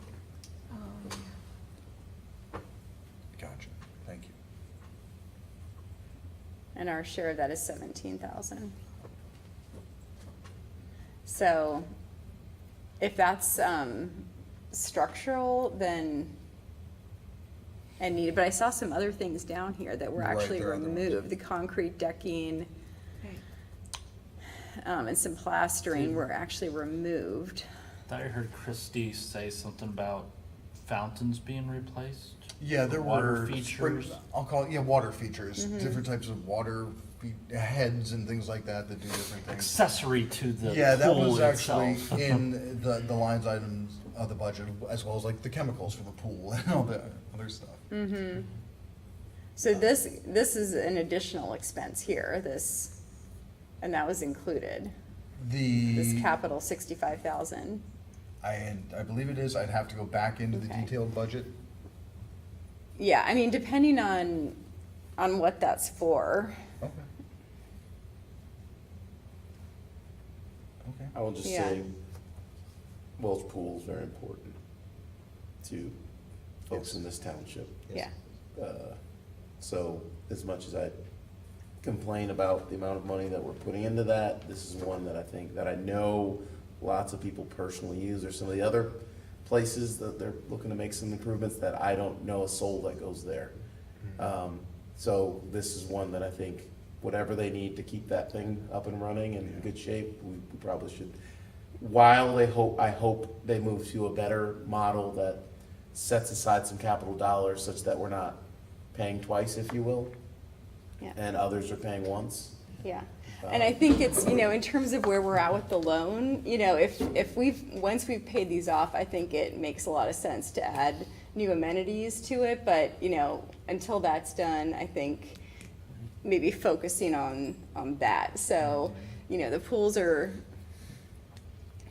popular, and I think, I didn't see anything on here for Park Forest, so that was a little concerning too. So anyways, I think, I know a lot of our residents use Park Forest too, so, Yes. yeah, so anyways, I guess, yeah, so just a follow-up is, what exactly does that entail and okay. What else is jumping out at folks? So I wanted to make a comment. There were several improvements to facilities. And I think the only comment is, I think we talked about redoing the floor in here. We all looked at it and said, this floor looks absolutely fine. And if there's a square that needs to be replaced, Yeah. please replace the square. And so I would have that same feedback for each of these line items that when you add them up, it's a lot of money, right? One was 10,000, one was 15,000, one's, you add those all up, it becomes a lot. Right. And so I think that as, just, again, I don't want to say cut the kid one by half. I just want to say look at the number again. Look at the carpet again one more time, see if it's that corner over there, and let's just spend a third of the money to get the corner done. And I'd use that example, because this is not the first year that we have said no to the carpet. The carpet keeps coming back up. And so I think it's a great example to use how we're actually, Oh, that's for library. kind of So those were being really conservative with those kinds of things. that was in particular reference to the ones that are happening at the library capital fund? Yeah, I think.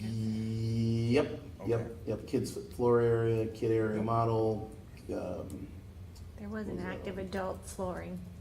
flooring repair and restore active adult. And are they talking carpeting? The example was if the carpet, but I know kids areas. They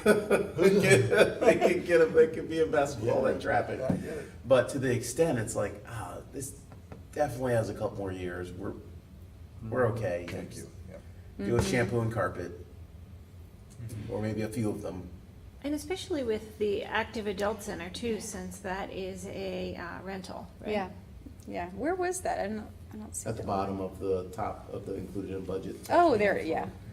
Yeah, I would say, I would probably say no to that. Flooring repair and And- restore. I think that's hardwood flooring over there.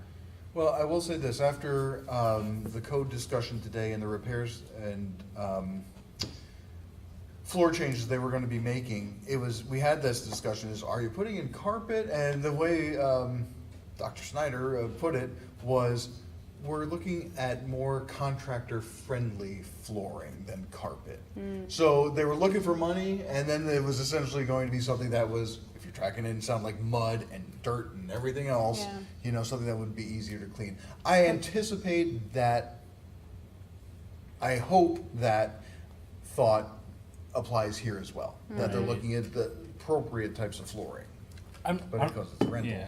Yeah, and those are good comments to make too. Yeah, I would hope they make a good decision on that. I'm just kind of looking at even certain department stores have just gone away from any type of carpeting, and some of them even just going with polished concrete because it's not really going to go anywhere, and it's easy to clean if there is a spill or a mess. And maybe Matt, what is good to it, it's interesting if Harris Township was saying this or not at all, this or not at all, and it's, not knowing what's gonna happen on Thursday, it's a little tough to say that, but if we say set a maximum cap, so personally, I would want that guideline to be the cap. So if you're saying, I think, if the guideline was, say, maybe it was 5%, and then, I don't recall exactly, but whatever it was. 10%? And then 10,000? Was that? I don't know, and, I'm assuming that what is included in budget here is bringing them to below or at the guideline increase, Yes, which is, yeah, okay, so right. that, Yeah. so, if we wanna say, that's it, that's where our line is, then something's gotta go from, some things are gonna have to go. So if we're saying yes to, the AmeriCorps, the Benner Pike, the passenger rail, and those things, then, something else, is gonna have to leave from the included in budget. If we're saying 300,000 for Hess bathrooms, then a lot is gonna have to go from included in budget. So if that's an easier message to kind of carry forward, and I'm not proposing that we're all in agreement on it, I'm just suggesting that if it's easier for you to have a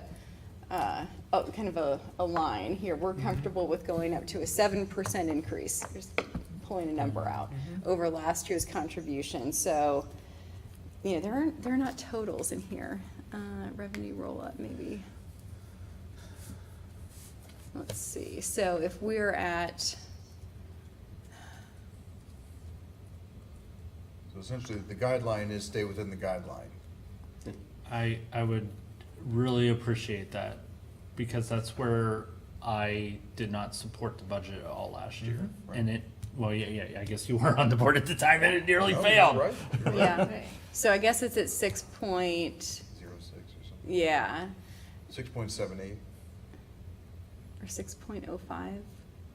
just up on the page above has the, we've outlasted the HVAC here, just turned off. Automatically shuts down at 11.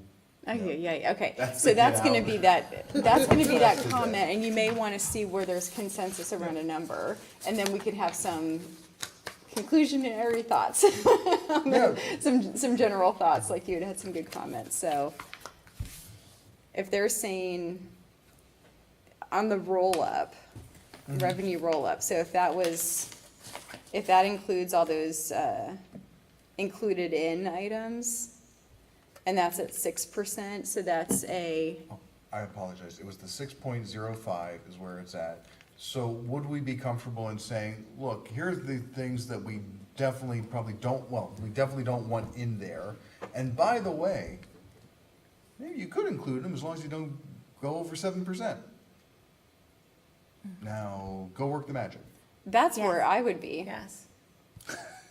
Yes. That kind of seems reminiscent of the municipal managers a few years ago. And with this whole guideline thing, really what would be helpful is if there's okay, here's the status quo of what we need to keep going, and forget that guideline number, it's just present that to us. Don't do this included in budget thing to try to get to that artificial number. And then we're gonna make a 2% increase on new things a year, or 5%, whatever it is, but have this separate new stuff cap, and so have a separate guideline. But that's essentially what I'm proposing, is you say, if there's consensus around that, but. Slightly differing view, but same concept. The municipal contributions, in theory, shouldn't be going up. Because things like code self-sustaining and parks should be getting to not self-sustaining, but certainly as more entities outside of the region are contributing, they're paying their fair share.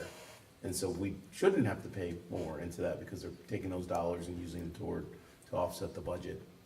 And There are probably other examples of entities doing that. And for instance, fire, they don't bill insurance. Well, they can, they just don't because they're fully funded by COG. And so it's an opportunity to say, hey, EMS bills insurance. And maybe we're gonna start in the future, start funding them a little bit more, and you start billing insurance and we'll fund you a little bit less.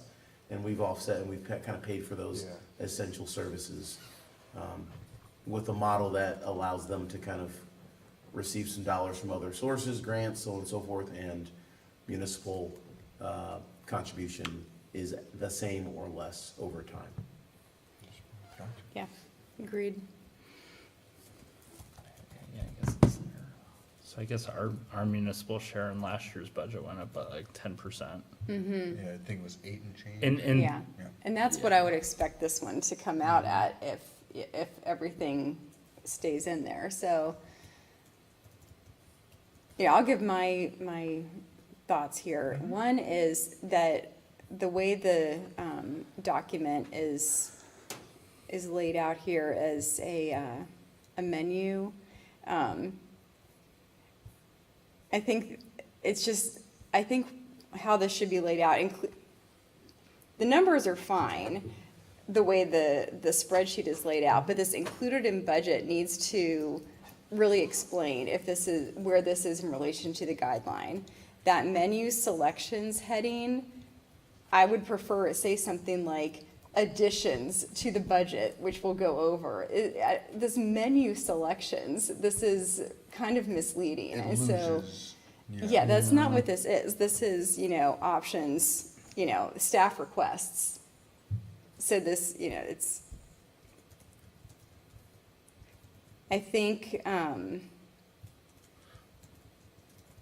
we had the comment from Omari about using some non-resident fees to begin sinking funds on different capital improvements for facilities and, just in general, talking about things like the parking lot is just so far beyond probably where we should be in discussing, if we could just be getting a bill for, park maintenance, for, fire, for all the different agencies, whether it's combined or broken out, but, to kind of decentralize some of this stuff, if we had we had emails about the facilities person being hired, to be involved in that level is, kind of taking away from what COG should be as a means of efficiency and cost effectiveness. And we're just spending so much time on all these things where if we could just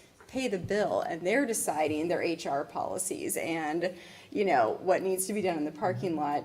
And, if we don't like the bill, maybe we, do something different. We look at, doing something else in-house. But the way this is going it just seems not sustainable to me, and it's really kind of taking away from the idea of what this should be to begin with. So kind of going through some of these items like the phone system, I mean, just do what you need to do, and I have a strong sense that the new executive director, who's only been there for how many days? 2 weeks.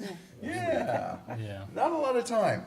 Has already taken several notes around that idea, around fund balances, around other things that are going to be addressed. And I expect over the next year, we're going to see something potentially drastically different in this, or at least methodologies for dealing and thinking about fund balances, sinking funds, et cetera, that are more holistic and I think in line to what I'm hearing tonight. I mean, I think any way that, all these committees could be, a little bit more streamlined, does the general forum really need to be meeting on, every month to have presentations? It's just kind of, it's such a demand on people's time and on our resources that I'm very worried about the sustainability of it if we don't kind of check it at some point. So, I'm really happy to hear that, that's actually seen. So any other thoughts? I don't want to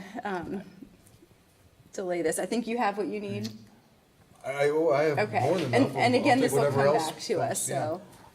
I think you share some valid concerns, and I think we are at a time we need to start taking a look and even consider drastic changes, because I'm even looking at, like, I can kind of relate to Harris Township and some of their, I think their pain points.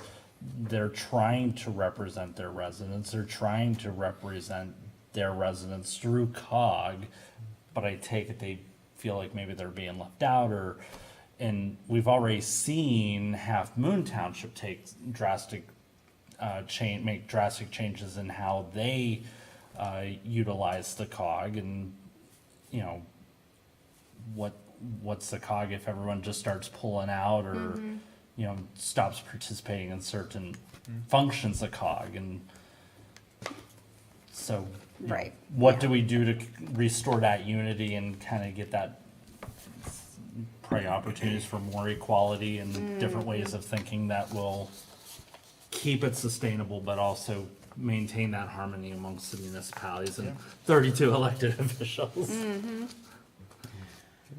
All right, I think you got what you need on that, and so we don't need any motion on that. Okay, any communications to the board that anyone needs? I'm sorry. Matt, I really just want to thank you for all that you've done. You're right, you're What's he right. And the doing? meetings that you've had Oh, on this stop. topic, Yeah. it's just, that's what it's all about. This sir. is fun, Thank but you. thank you. Yeah, no, thank you. As you were It is talking, no easy feat. I was like, oh, it's a time commitment. Is it? Is it now? I did not know that. I mean, it really is Oh my such a gosh. very, thank you No. for saying that, Omari. It really is such a very serious undertaking of time and the thought and work you have to put in to be ready for those meetings. So it's a lot, and, you know, I'm very appreciative that you're doing it, and I think Thank it is good that different people experience it, because you do get so deep into the details. I will say, Yeah. thank you, but again, we're sitting on this side of the table, and COG is on that side of the table having to answer our questions, and truly, the staff has done an amazing job Yes. sitting in what would be called the hot seat Yeah, it's very, for yeah. these things. Yeah. And, yeah, they've been phenomenal, and especially Kimberly with all the work that she's Yeah. done with this. And by the way, I will say I'm very happy, and please do not take this out, they need the software. Yes. They are doing everything Yes. in Oh, yeah, that was- Excel, and it Yes. is not For the ClearGov, or, ClearGov, yeah, yes, yeah, as that was in- one thing I specifically was supportive of, yeah. Yes. Yeah. Todd actually Yeah. was describing, you know, the things he can do with it during one of the hearings, and you should have seen Kimberly's face, Yeah. 'cause she was just like, Yeah, and it's a great time to get that, since she's still new over Yes. there and can see things in a really clear way, they so, need the tools, and they will Yeah. help us with that. excellent. Yeah. All right, That's it. thank you for that, and thank you. Okay, anything else, any communications anyone needs to share? Already did. Already Nothing that I can remember I at did this want to point. say that the Sustainability Conference, registration is open. That is being held here at the Penn Stater this year in November, and so you can just let Centrise know if you want to be registered for that. So,